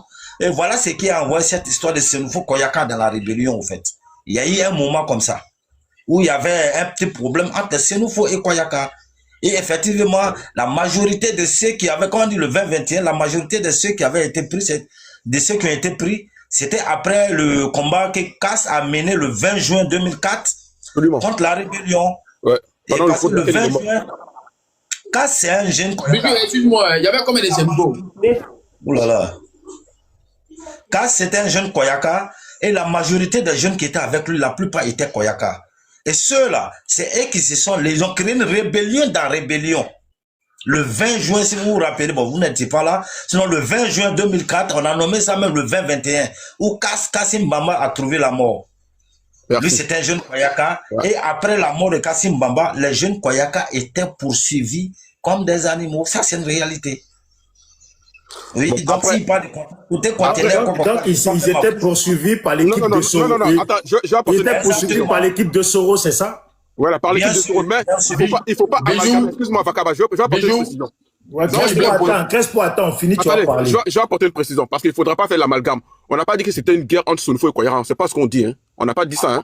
On n'avait pas de guerre contre les Senoufo. Mais c'est une guerre contre guerre et Senoufo. Soro, il a son équipe. Voilà, il avait son équipe. Même dans son équipe, Soro a spécialement attrapé les Koyaka et puis les a mis dans un conteneur. Non, c'est ce que il les a pas attrapés parce qu'ils étaient Koyaka. Mais la plupart des gens qui soutenaient, c'était des Koyaka. Il les poursuivait pas parce qu'ils étaient Koyaka. Lui-même, son gars du coin, il était Koyaka. Il y avait des Koyaka qui n'étaient pas concernés. Voilà. Est-ce qu'on peut parler maintenant? On n'a pas dit que Soro poursuivait le Koyaka. On veut savoir, là. Vakaba, lui, il a dit tout de suite que c'était devenu Senoufo et Koyaka. C'est ce qu'on veut savoir. Il y avait combien de Senoufo qui étaient suivis par Guillaume Soro? C'est ce qu'on veut savoir. Écoute-moi. On n'a pas dit. C'est pas comment il pose la question, s'il te plaît. On va te répondre, t'inquiète pas. Non, toi, il parle pas et toi d'abord. Moi, il parle à celui qui était sur le terrain. Moi, il parle pas et toi d'abord. Après, toi, tu as parlé. Voilà. Et puis, ils vont me dire si chez Ousmane, c'est un Senoufo, ou bien Ouattao, c'est un Senoufo, ou bien Guy Michel, c'est un Senoufo, ou bien Lof Dima, c'est un Senoufo, ou bien Soumela Bakayoko, c'est un Senoufo. Il veut savoir, il y avait combien de Senoufo qui étaient suivis par Guillaume Soro. Comme tu as parlé d'un mouvement de Koyaka et Senoufo là. C'est pas ce que j'ai dit, hein. Écoute, toi, cher ami. Oh. Frère, quand on te dit, il y a eu un moment où il y a eu des problèmes entre Koyaka et Senoufo, c'est pas pour te dire que c'est pas de tous les Senoufo il s'agit, c'est pas de tous les Koyaka il s'agit. Est-ce que vous comprenez un peu? En toute chose, il y a les exceptions. Il y a quelques Koyaka qui étaient, même derrière Ibé Major, il y avait des Senoufo derrière lui. Mais quand Ibé, ils l'ont écarté de la rébellion, eh ben, ces Senoufo là, ils étaient toujours là, mais ils se sont cherchés, ils ont libéré la rébellion, ils se sont quittés dans la rébellion, ils sont allés ailleurs. Des Senoufo qui étaient avec Ibrahim Koulibaly, à partir du moment où Ibrahim Koulibaly n'est plus le dirigeant de la rébellion, il y a d'autres qui ont libéré carrément la zone, qui sont allés au Mali, au Burkina. Est-ce qu'on se comprend? Maintenant, sur le côté des choses, là, comment on appelle, en fait, il s'agit des hommes fidèles. Même derrière choses, comment on appelle, Kassim Bamba, il y avait des jeunes Senoufo. Le jour, le 20-21, là, il y avait des jeunes Senoufo dedans qui sont faits déjà. Et le 20-21 consistait à quoi? C'était une guerre, une rébellion dans la rébellion. Kassim Koulibaly attaque Bouaké et ses amis attaquent Korogo et Ma. Et s'ils avaient réussi, la rébellion allait être divisée en deux. Et Ibrahim Koulibaly rentrait et la rébellion allait être divisée en deux. Voilà. Moi, ce qui méritait ici, là, moi, c'est ce qu'il veut savoir. Hein? Ce que tu es en train de parler, il ne se convient pas. Il veut savoir réellement. Parce que quand vous parlez que c'est Guillaume Soro qui a déjà les gens là, hein? Il veut savoir. C'est lui-même. Parce que quand vous parlez de Ibé c'est un chef militaire. Alors que Guillaume Soro n'est pas un chef militaire. C'est un civil qui était sur la branche politique. Maintenant, la question que je te pose ici, là, parce qu'à chaque fois tu dis, c'est chez Ousmane, et pardon, Guillaume Soro qui a déjà les gens. Maintenant, c'est qui il a envoyé sur le terrain pour aller déjà les gens? C'est ce qu'il veut savoir. Si tu es un bonhomme, tu me dis. Au fait, ce que tu demandes là, je peux pas te dire c'est qui il a envoyé. Parce que moi, je vais jamais citer le nom de quelqu'un ici. Ça devient intéressant. Mais tu peux dire le nom de Guillaume Soro, hein? Je dis le nom de Guillaume Soro parce qu'il est l'auteur, compositeur de tout. Maintenant, là, on veut savoir maintenant, là. Parce que tu peux pas envoyer quelqu'un, bijou. Tu peux pas envoyer quelqu'un pour aller faire quelque chose si la personne n'est pas d'accord, hein? Non, mais attends. C'est ridicule cette question. Ta question n'a pas de sens. Attendez. Soro avait son groupe. Il avait son groupe. Il envoie les gens de son groupe. Est-ce que ça, on a besoin de savoir le nom? De donner des noms, mais franchement. Il n'avait pas son groupe, il était le chef. Il n'avait pas son groupe, il était le chef. Il représentait tout le monde. Maintenant, c'est les petits bandits là qui ne voulaient pas accepter ça. Sinon, quand on dit le chef, écoute-moi. Quand on dit Soro était le chef là, laisse-moi parler. Soro ne s'est pas proclamé chef. Et puis, je vais te dire, le chef peut être petit et la décision qu'il prend, c'est pour le bien du groupe. Voilà, tu comprends? Le chef n'est pas j'ai dit, je comprends ça, frère. Je ne suis pas en train de dire que Soro est le plus fort. Non. Mais il ne faudrait pas qu'on fasse aux gens ici. Il y avait des groupes. Porte-parole déjà. Il n'y avait pas des groupes. C'était un simple parole, Soro Il n'y avait pas des groupes. L'instigateur de la rébellion s'appelle... ça, il connaît si on va rentrer dans son parcours là, on va dire ça aussi. Non mais, qui? De quoi? Ibé là, on l'a jamais vu en tout cas. Ah mais Ibé, non mais lui, voilà, Ibé, on l'a jamais vu. Ibé, il a dit, j'ai fait venir Soro parce que je n'avais pas le temps de répondre aux journalistes. Oui, il a dit, est-ce qu'on l'a vu? Il a comment ça là? Bon, s'il vous plaît, tapotez. Ibé, c'est pas un homme de caméra. Ibé, c'est quelqu'un qui n'aime pas apparaître. Lui, il veut mener un combat, il est sur sa logique. Maintenant, ceux qui peuvent répondre à des journalistes... Ibé était le chef. Ibé était au Burkina, puis il coordonnait tout. Bien sûr. Et tous les chefs de guerre qui étaient dans les différentes zones, chacun avait un tournoyeur. Et qui était en communication directe avec Ibé depuis le Burkina. Ibé est écarté du jeu depuis le moment où, à partir du moment où il va en France, où Blaise Compaoré lui dit d'aller en France, parce qu'il ne pouvait pas rentrer directement du Burkina en Côte d'Ivoire ici, et en soi disant que, parce qu'Ibé, il faut savoir que Ibé, quand il quitte au Canada, il vient au Burkina, il est comme, chose qu'on appelle un asile politique. Est-ce que vous comprenez un peu? Et donc, du coup, il est là-bas de façon officielle. Et ses amis, là, ses collègues, là, qui vont le rejoindre au Burkina, là, ne sont pas là-bas de façon officielle. Donc, c'est Ibé qui est comme leur tuteur. Ça, on se comprend. Et cette rébellion-là, vous, ceux qui pensent que c'était la rébellion d'Ibé, c'est une erreur. Ibé avait quoi pour financer une rébellion? C'est sérieux. La rébellion a été financée par ceux qu'on connaît depuis le côté. Donc Ibé, c'était juste... Mon frère, arrête de le couper, arrête de lui mettre des trucs dans la bouche. Laisse-le, c'est un grand garçon. Tu as dit Kadhafi, il sait ce qu'il sait. Lui, il a fait la rébellion. Toi, tu étais à Paris. Tu en sais quoi? Voilà, tes oncles t'ont raconté. Lui, il a dit qu'il était sur terrain. Tu vois, tu n'as rien à lui mettre dans la bouche. Non, lui, il est dans la manipulation pour dire que c'est les Koyaka, ils ont mis dans le conteneur. Laisse-le, c'est pas là. Voilà, lui, il a dit c'est les Koyaka. Non, il n'a pas de la manipulation. Le fait qu'il dit que c'est les Koyaka, ils ont mis dans le conteneur, là, il n'a pas menti. La majorité de ceux qui étaient dans le Koyaka, il dit bien la majorité, pas seulement les Koyaka. Voilà, la majorité était les Koyaka. Et enfin, après même, les Koyaka étaient un peu, moi, je sais pas comment on le dit, là, et un peu détestés du mouvement. À partir du moment où Soro est assis, il faut comprendre. Mais derrière Soro, il y avait des Koyaka. Ben bien sûr. C'est pas pour les Koyaka. Mais seulement qu'il faut comprendre qu'en toutes choses là. Non, mais qui a financé finalement? Qui a financé? Kadhafi. Ben, la rébellion, c'est qu'on sait. Ben, tout le monde sait que les guerres qui ont eu lieu en Afrique, que ce soit au Libéria, que ce soit en Sierra Leone, ben, aujourd'hui, le diamant de Sierra Leone, là, où on l'a retrouvé, où c'est rentré? C'est au Burkina. Le Burkina, Blaise Compaoré, c'est un vendeur d'armes. Il vend les armes des choses de Kadhafi. Ça, c'est pas quelque chose qui est caché. Merci. Aujourd'hui, quand tu arrives au Burkina, là, les infrastructures qui sont au Burkina, là, qui a construit? C'est Kadhafi. Merci. La majorité des grandes infrastructures au Burkina, aujourd'hui, c'est Kadhafi qui les a construit tout. Mais il a un bon partenariat avec Blaise Compaoré, qui est son bon petit, avec qui il vend des armes. Et là, c'est de ça qu'ils vivent, c'est de ça que ça, c'est leur business. Merci. Et quand le cacao partait au Burkina, c'était pourquoi? Le cacao de la Côte d'Ivoire, là, au nord, là, ça partait au Burkina, c'était pourquoi? Eh bien, c'était un coup, c'était une récompensation. Moi, je ne peux pas même mon air dans une rébellion, et puis il est sorti sans, c'est gagnant-gagnant. Et c'est comme ça. Ça, c'est pas des trucs qui sont cachés, c'est écrit. Il y a des livres aujourd'hui, c'est écrit. Aujourd'hui, moi-même, il y a des livres, on a des romans un peu partout, des livres partout, on a fait des trucs sur la rébellion. Voilà, il faut aller sur certaines plateformes où vous allez voir des livres qu'on a déjà fait sur il y a plein de choses, il y a plein de vérités, il y a plein de mensonges. Mais il y a des choses, ce qui est clair, il fallait être sur le terrain pour être éclairé de certaines choses. Moi, c'est pas des choses qu'on m'a racontées. Merci, Vakaba, je vais compléter un peu. Non, pardon, Bijou. Et là, il est en train de parler. Hein. Si c'est pour dire le nom du président Soro, il peut dire ça. Maintenant là, Soros, on sait que c'est pas un militaire. C'est qui l'a envoyé sur le terrain? Parce que à chaque fois que tu parles là, non, c'est ça ton problème. Tu es courageux pour parler du nom de Soros, mais tu n'es pas courageux pour ceux qui parlent. En fait, Crespo, tu poses pas bien la question. En fait, du côté Soros là, puisque on comprend qu'il y a une division entre Soros et IB. Et IB, ouais. Voilà. Bon, qui sont ceux qui étaient du côté de Soros? Ça, d'abord, on doit savoir ça. Ok, merci. Vakaba. Savoir ceux qui étaient sur le côté. Ouais. Ben, ceux qui étaient sur, ceux qui ont lutté contre ce qu'on appelle là. IB. Et choses, contre IB là. Vous savez, d'abord, il faut comprendre une chose. C'était un mouvement d'ensemble. La rébellion avait un patron. Et le patron là, c'est lui qui a dit... on parle pas de ça. Laisse-le, non, on veut savoir, Crespo, laisse-le. On va pas la rébellion avait un patron. On n'est pas là pour ça, en fait. Ça s'arrête. Vakaba, te fatigue pas avec ça. Mon frère, attends, mon frère, je vais te descendre si tu veux le couper.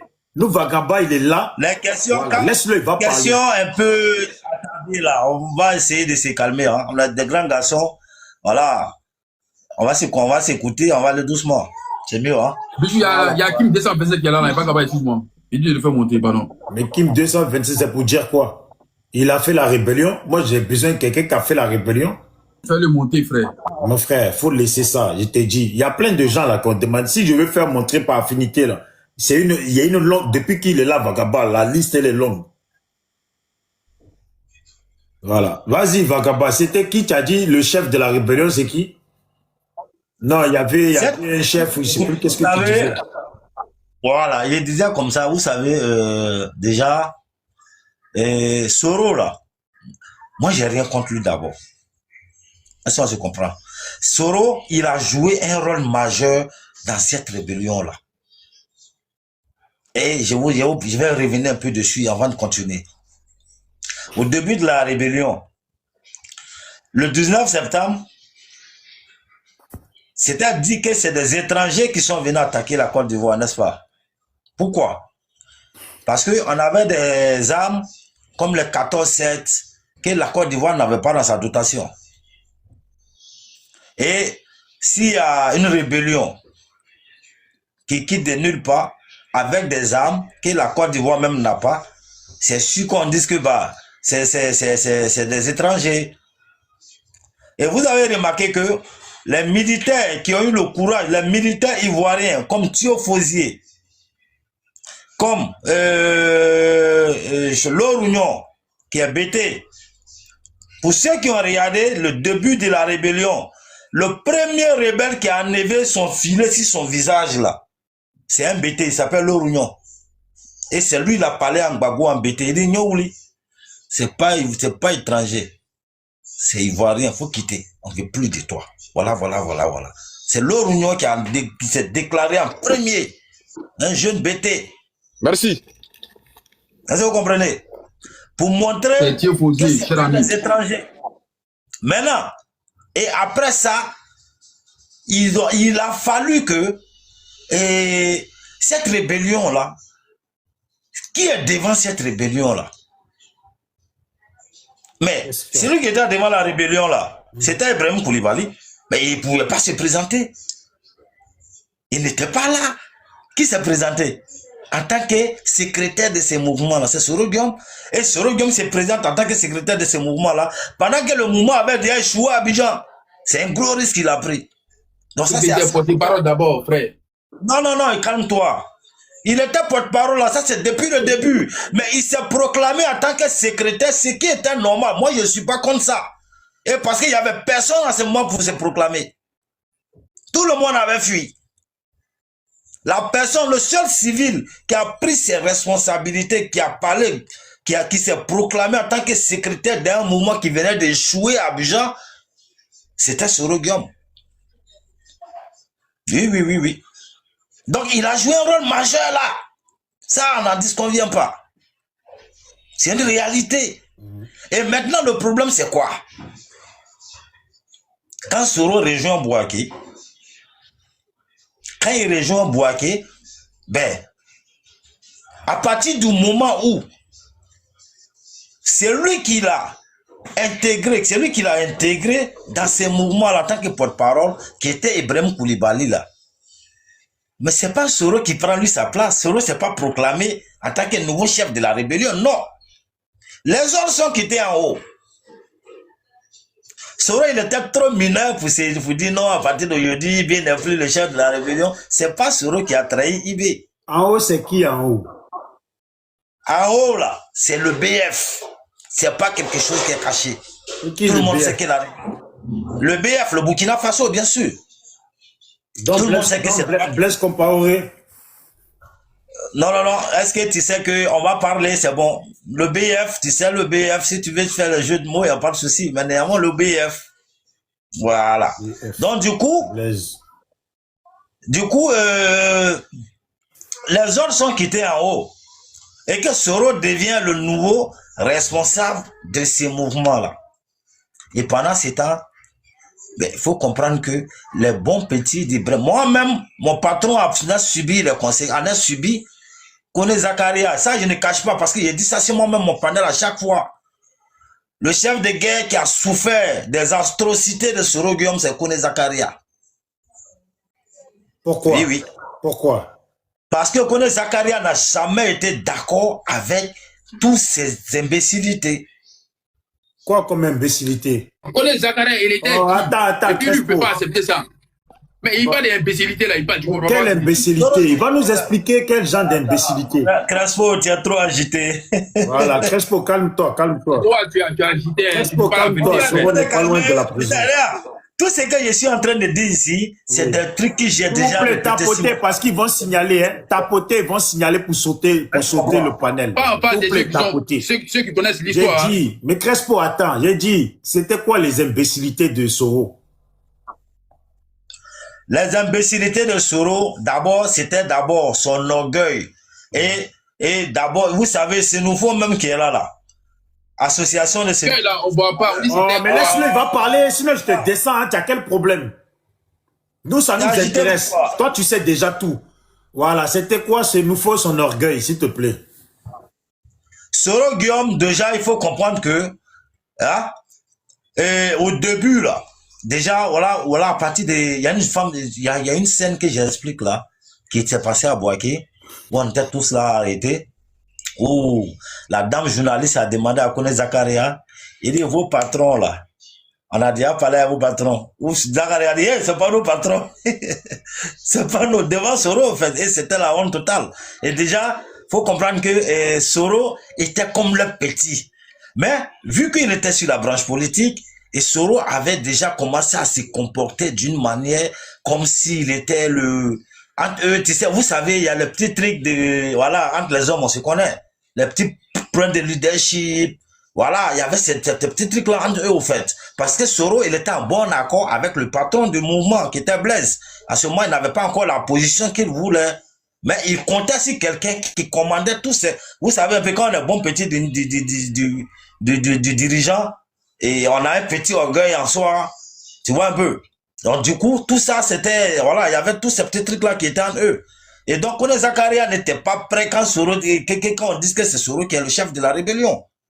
Et la preuve est que, comme tout à l'heure, je l'ai dit, et un jour, on était arrêté comme ça, et là, c'était à Boaké, où la dame, elle est venue, la journaliste, elle est venue, elle a dit, elle s'adresse au colonel Kone Zakaria, elle dit, non, ben, ton patron, tout à l'heure, on a fini de parler avec ton patron tout à l'heure, mais Zakaria les a dit carrément que, mais Soro, c'est pas nos patrons. Voilà. Et Soro était arrêté. C'était gênant. Ça, c'est une scène qui se passe devant tout le monde comme ça. C'était gênant. Et du coup, il faut comprendre que Soro, lui, là, quand il va avoir la force maintenant, là, qu'est-ce qu'il va faire? Tous ceux qui ne le respectaient pas, quand il était un peu, voilà, en train sur la montée de la côte, et ceux-là, qu'est-ce qu'il devient? Il devient ses ennemis. Et déjà, Kone Zakaria n'a jamais accepté, depuis le début, les histoires de centrale, là. Afin de, vous savez, là, va voir que c'est une zone où il y avait beaucoup de cacao. Et donc, du coup, et Soro Guillaume, il faut savoir qu'il était le central de la rébellion. Quand il est central, il y avait des papiers, les laisser passer, voilà. Et quand on remettait au véhicule qui payait, ça c'est comme, on considère ça comme le deuxième financement de la rébellion, en fait. les laisser passer et tout ça. Mais du côté de Vavois, Kone Zakaria ne s'est jamais rallié, n'avait jamais accepté que de rendre compte à Bouaké, à l'état-major, à Sorogium. Vous savez, vous comprenez un peu? C'est-à-dire que chaque zone devait rendre compte. C'est-à-dire que les laisser passer comme on a vu dans ta zone là, chaque mois, peut-être que chaque semaine, tu as un compte à rendre à la base qui est Bouaké. Donc, Kone Zakaria a dit chaque zone n'a qu'à s'occuper de ces éléments. L'argent que chaque zone gagne, là, chacun prend s'occuper de ses gars. Et voilà ce que Soro n'avait jamais apprécié. Et vous savez, c'est Soro qui donnait les agréments aussi pour pouvoir faire les achats. La preuve est qu'il y avait un acheteur qu'on appelle du nom de 05, pour ceux qui ont fait Vavois. Soro Guillaume l'a donné un agrément même pour qu'il aille à Vavois dans la zone de Kone Zakaria et que c'est lui seul qui pouvait acheter le café. Et que les autres ne pouvaient acheter seulement que le cacao. Ouais. Donc du coup, il y avait tout ça, c'était des petits problèmes qui étaient entre eux. Et en vrai, Kone Zakaria et Soro Guillaume, les deux là, ils se sont jamais attendus. En 2008, Samy, il faut te muter. Vas-y, continue. En 2008, Soro Guillaume se retrouve, et il est Soro Guillaume, Kone Zakaria se retrouve au Burkina. Pourquoi? Kone Zakaria est radié des fausses nouvelles en 2008. En 2008, où on parlait de casernement après les accords de Ouaga là. Vous avez vu qu'après les accords de Ouaga, que ce soit sur le côté de Gbagbo ici aussi, que ce soit la rébellion, on devait avoir un désarmement, comment on appelle une chose, un casernement. Et dans le casernement, il y avait la démobilisation. Il y avait aussi un désarmement qui devait être mis en place. Tout ça, c'était les choses, comment on appelle les accords. Tout ça provenait des accords de Ouaga. Ça, je comprends.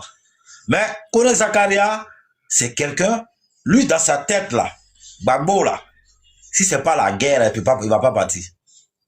Il va jamais accepter de partir avec, même s'il a perdu. Et Kone Zakaria dans sa tête, tout ce qu'il avait dit, il dit non, lui n'est pas prêt pour ces accords de Ouaga, les histoires de casernement et tout ça là, des armements et tout ça, lui n'est pas d'accord avec. Ça l'a pas pris. Donc du coup, il s'est fait radier de la rébellion, puisque c'est Soro qui donne les autres. Et que Kone Zakaria dit il n'est pas prêt pour suivre les autres. Donc, je le dis haut et fort, Kone Zakaria a été radié par Soro Guillaume des fausses nouvelles. Quand il va au Burkina, là, c'est Blaise qui l'appelle au Burkina. Et il était radié. Le message a été lu dans tous les camps militaires. Vous savez, on est militaire. Quand il y a un moment qui se passe, le matin au rassemblement, ben, c'est clair que devant la main, ils vont lire le truc. Voilà. Et c'est comme ça a été lu devant tout le monde. Kone Zakaria a été radié des fausses nouvelles. Il se retrouve au Burkina même, étant en résidence surveillée même au Burkina pour protéger lui-même sa vie. Parce que Soro Guillaume a envoyé les gens derrière lui là-bas au Burkina encore pour aller l'allumer. Oh. Oui. Ça, c'est pas un truc qui est caché. Là, tu dis, ferme ton micro. Il est méchant, il est pas bien, Soro, hein. À quel moment nous on parle? Parce que c'est qu'il est en train de Attends, dire. mais tu n'es pas venu parler ici. Voilà. Il défend Kone Zakaria, son ancien chef. Tu peux poser des questions. Donc, je peux poser des questions. Mais il a posé une question. Il ne fait que parler depuis là. Toujours. Moi, il veut savoir, les hommes de Guillaume Soro, c'était qui et qui? C'est tout ce que moi, il veut savoir. Moi, je suis en train de parler. Je suis en train de parler. Moi, là, moi, je parle. Ce que je suis en train de dire ici, là. J'ai l'habitude de dire ça sur mon panel à chaque fois. Voilà. Pas nous répéter ça alors. Moi, il veut savoir. Moi, on veut qu'il nous répète. C'est qui, toi? Attends, mais toi, les hommes de Guillaume Soro, c'est qui et qui? Je dis. Dis-moi. Est-ce que toi, tu penses que je parle pour toi? Bon, Vakaba, il faut le laisser. Qu'est-ce qu'il lancer déjà plus? Matalis, tu as une question ou pas? Oui, moi j'ai une question pour... pardon. Hein. Une question ou des questions, je ne sais pas. Ma part n'est pas saluée. Bonjour Bijou, bonjour tout le monde. Bonjour à toi. Et bonjour à toutes les personnes qui nous suivent. Bonjour Main Divine aussi. Et voilà. Moi j'ai une question à poser à Vakaba parce que beaucoup de choses ont été dites sur ce panel et moi je suis, on va dire, heureux. Ça me réconforte. Je suis très content que les vérités sont sorties. Beaucoup de choses ont été dites. Donc moi la question que je veux poser est celle-ci. C'est à partir de quel moment les personnes du Nord, on va dire les soi-disant personnes qui se sont senties marginalisées en Côte d'Ivoire, c'est à partir de quel moment est-ce que ils se sont sentis marginalisés? Voilà. Bonne question, je peux répondre? Oui. à partir du moment où, en 80, et à partir du moment où en 2000, après les élections de 2000, quand Guy Robert se proclame vainqueur et que Gbagbo se proclame vainqueur, vous avez vu que tout le monde est sorti. Et ceux qui sont sortis dans la rue, là, c'était pas seulement que les gars du FPI. Il y avait aussi les jeunes militants du RDA qui étaient dehors aussi. Mais nous, on sort là, pourquoi? Le RDA, nous, on est dehors là. On voulait quoi? Pourquoi on reprenne ces élections-là pour que tous les candidats soient présents? C'est ce qu'on voulait. Et voilà ce que Gbagbo ne voulait pas. Et à partir de ce moment-là, les jeunes nordistes sont devenus des cibles. Il fallait maintenant nettoyer sa route. Et en nettoyant cette route-là, c'est les jeunes du lac qui étaient en train d'être éliminés one by one à Abidjan par les choses qu'on appelle l'escadron de la mort. Si je me suis bien exprimé. Vas-y. Moi aussi, j'ai répondu à ta question. Donc, si je comprends bien ce que j'essaie de me dire, tu veux me faire comprendre que les nordistes se sont sentis marginalisés à partir du moment où Gbagbo est arrivé au pouvoir, si c'est bien ce que tu veux dire. Pas à partir du moment où Gbagbo revient au pouvoir, hein. Depuis Bédi est là, ça c'est des trucs qui sont là, mais on parle de Gbagbo. On parle de la rébellion, sinon on allait venir un peu en arrière, hein. Sinon c'est pas depuis Gbagbo. Donc, en fait, si je comprends, pour accompagner la question du frère, et puis je vais le laisser continuer à poser ses questions. En fait, tu nous expliques que les nordistes, Alassane n'a pas participé à ces élections. Bédié n'a pas participé. C'est Gueye et Gbagbo. Les deux disent qu'ils ont gagné. Maintenant, Gbagbo fait appel à la population à aller prendre le pouvoir. Lui... Non, tu vois, oui. Oui, Gbagbo fait appel. Le peuple... Le RDA aussi fait appel. Attends, oui, on va dire le FPI. Je veux dire que l'élection, c'était Gueye contre le FPI. Vous n'avez pas participé. PDCI n'a pas participé. Voilà. Maintenant, eux là, Gueye dit qu'il a gagné. Gbagbo dit qu'il a gagné. Gbagbo dit le pouvoir est dans la rue. Maintenant, quand les gens sortent là, les gens de Gbagbo vont chercher le pouvoir dans la rue là. En fait, vous avez votre propre plan. Vous êtes sortis dans le but que je ne sais pas faire quoi pour qu'on réorganise les élections. Mais dans ça, là, vous vous êtes arrangé avec qui? Non, là, toi, tu fais erreur. Hein. Quand tu dis que les gars, Gbagbo dit aux gars au FPI de sortir là. En fait, je vais te dire quoi. C'est pas le FPI seulement qui est sorti. Si tu étais en Côte d'Ivoire ici, hein, en 2000. Non, moi, ce que je veux juste comprendre. Ce que je veux juste comprendre. On n'avait pas de Guy Robert d'abord. Hein, tu comprends? Pardon, j'arrive, pardon. Militaire au pouvoir, là. La population en avait marre de ça même d'abord. Militaire au pouvoir. C'est pas FPI seulement. Tout le monde en avait marre du pouvoir de Guy. Parce qu'on sait comment est-ce que ça s'est passé ici. C'est un petit problème en famille, même d'avoir ces cargos qui viennent garder devant ta cour. On sait que militaire au pouvoir, c'est malheur. Donc voilà, on ne voulait pas de militaire au pouvoir. Donc c'est tout le peuple qui sort. C'est pas le FPI seulement. Non, mais en fait, tu as vu Vakaba? On dit, il y avait des gens sur le panel de Bijoux d'Afrique. Voilà. On dit sur le panel, là, les gens qui sont là doivent se prononcer. Et puis ceux qui sont en bas, qui ne sont pas en haut, ils vont faire des cafouillages dans un seul objectif qui les concerne. Alors que c'est Gbagbo qui va aux élections, que vous ne soyez pas d'accord qu'il y ait un militaire. Ça, c'est autre chose. Mais vous n'avez pas participé à ces élections-là. Gbagbo dit, le peuple, là, allez chercher le pouvoir, il est dans la rue.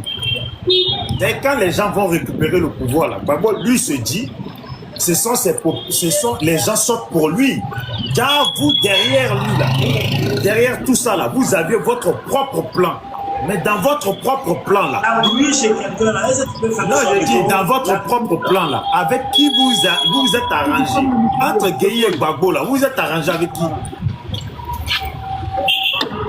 Fermez le micro de Paul, s'il vous plaît. Le confort, là. Ouais, Paul, il peut monter et puis fout la merde, lui aussi. Voilà. Alors, tu peux reprendre ta question. Il y avait vraiment écho et puis je t'avais... Voilà, je disais tout simplement. En fait, Gbagbo et l'autre, ils vont aux élections. Ils arrivent à ces élections, Gueye dit qu'il a gagné. Gbagbo lui dit qu'il a gagné. Gbagbo fait appel au peuple en disant que le pouvoir est dans la rue. Le peuple sort pour aller chercher le pouvoir. Gbagbo lui se dit que les gens vont chercher le pouvoir pour lui.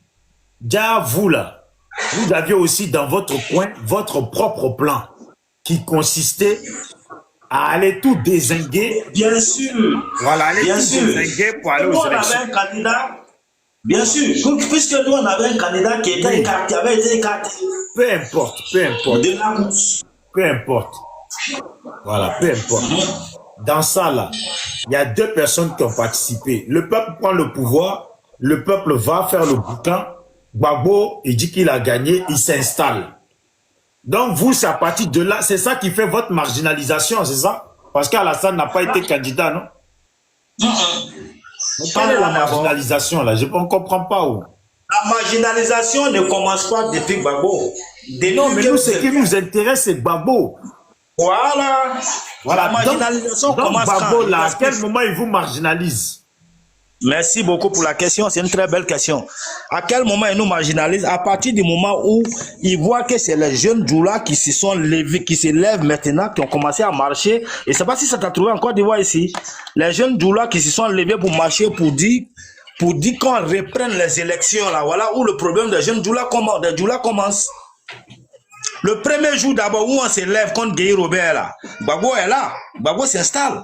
Et il y a une autre manifestation encore où les jeunes Djoula disent, où le RDM maintenant, c'est le sort maintenant pour marcher. Si ça t'a bien trouvé en Côte d'Ivoire ici. Moi, j'étais bel et bien en Côte d'Ivoire ici. Où les jeunes Djoula se lèvent, on s'est levé, on a marché. Ce jour, on allait à la RTI, où les jeunes Djoula ont été matés à partir de ces jours-là. Voilà où commence maintenant, le problème des Djoula en Côte d'Ivoire avec Gbagbo. Avec Gbagbo, bien sûr, je précise.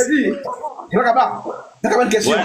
Vous êtes qui, les jeunes Djoula, vous êtes qui pour marcher, pour demander à ce qu'il ait repris le Vous êtes qui en Côte d'Ivoire? On est des Ivoiriens. Des Ivoiriens. Donc, comme ça. Attends, j'ai fini. Donc, vous, les jeunes Djoula, vous prenez pour qui? Un État là. C'est pas les jeunes Ivoiriens. Attends, j'ai fini. Vous êtes qui, vous levez pour marcher sur la RTI? Pour demander à ce qu'il y a le plus d'élections. Pourquoi? Vous êtes qui? Ok, je vais poser une question. Cette année-là, vous, c'est en tant que qui vous êtes levé pour dire que Gbagbo soit candidat obligatoirement? En tant que qui? En 2025, là, l'élection passée, là, pourquoi vous êtes levé pour que Gbagbo soit candidat? Vous, c'est qui? Vous êtes qui? Vous, c'est qui a dit ça? En 2025, là, il y a plein qui sont en prison. Hein. On dit à la Côte d'Ivoire, il y a des règles à la Côte d'Ivoire. Et la loi dit, un Ivoirien est libre d'être candidat.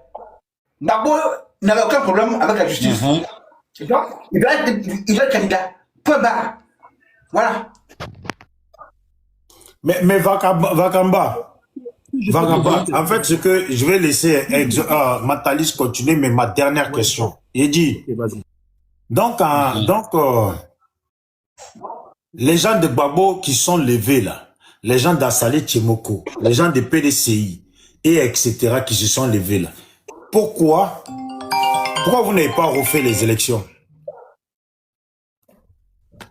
Pourquoi on n'a pas refait les élections? Parce que s'il suffit de se lever pour demander pour que les élections se fassent là, se refassent avec tous les candidats là, pourquoi vous n'avez pas refait les élections plutôt et puis les gens ont été machetés, vous avez continué quand même dans ce sens-là. Toi, Vagamba, toi, tu t'es battu pour l'honneur de ta Côte d'Ivoire, pour que chaque individu puisse être candidat. Chaque individu qui a des partisans là puisse être candidat parce qu'apparemment, tu y tiens, ça te tient à cœur. Pourquoi, en 2020 là, les gens sont sortis nombreux et puis n'ont pas refait les élections avec les noms de tout le monde, et pourquoi en 2025, les gens sont sortis et puis n'ont pas refait les élections, et toi, Vagamba, tu n'as rien fait contre ça? Mais Vagamba est qui? Ah, tu n'es plus personne. Non, mais moi, je suis plus personne. Moi, je suis pas... Non. Moi, je peux pas... Mais il y a un problème. Francis, on va aller doucement. On n'est pas en guerre ici, s'il te plaît. Moi, je veux qu'on court poliment. Voilà, Tu sais, moi, c'est ce que je veux. On se laisse poliment, c'est encore mieux. Non, mais Francis, Écoute-moi. laisse-le répondre d'abord. Après, tu peux, laisse-le répondre à ma question. Mais si tu veux, attends, il y a mentaliste. On finit avec les questions du mentaliste. Et Francis, toi, après ta question. Parce qu'il y a aussi main divine, on va pas ignorer tout le monde. Vas-y, Vagamba, voilà. Pourquoi tu n'as rien fait avec toi et tes collègues là, qui, voilà. Ou peut-être parce que, comme c'était des djoulas, et cette fois-ci, c'est pas des djoulas qui sont sortis, ça ne t'a pas touché, quoi. Ça m'a pas touché. Et vous savez, le karma, c'est quelque chose qui existe. Hein. Le karma, il existe. Hein. Ce que tu as fait auparavant, là, quand on vient te faire, là, tu te fâches pas. On est d'accord ou pas? Maintenant, le problème, c'est quoi? Gbagbo, il y a un problème. Gbagbo a un problème avec la justice ou pas, de Côte d'Ivoire ou pas? C'est une question, hein. Et avant que je réponde à ta question, en fait. Gbagbo, Blé Goudé, est-ce qu'il a un problème avec la justice? Tchemoko, il avait des problèmes. Comment? Assali Tchemoko, il avait des problèmes. Non, ben, si sa candidature n'a pas été retenue. Mais Alassane aussi, ça n'a pas été retenu. Pourquoi vous êtes sorti? Eh ben, c'est parce que c'est un autre droit. Mais Assali Tchemoko, il fallait faire son... Mais Assali Tchemoko, les gens ont marché, c'est leur droit. Ben, même les jeunes qui sont sortis là, c'est leur droit. Ils sont sortis pour marcher, pour dire forcément qu'il faut que Gbagbo soit au candidat, non? C'était leur droit. Bon, pourquoi Alassane n'a pas refait? Et puis toi, tu as laissé. Toi qui tiens tant aux droits des Ivoiriens, tes parents ivoiriens. Je suis d'abord un pro Alassane, ça fait un. Et quand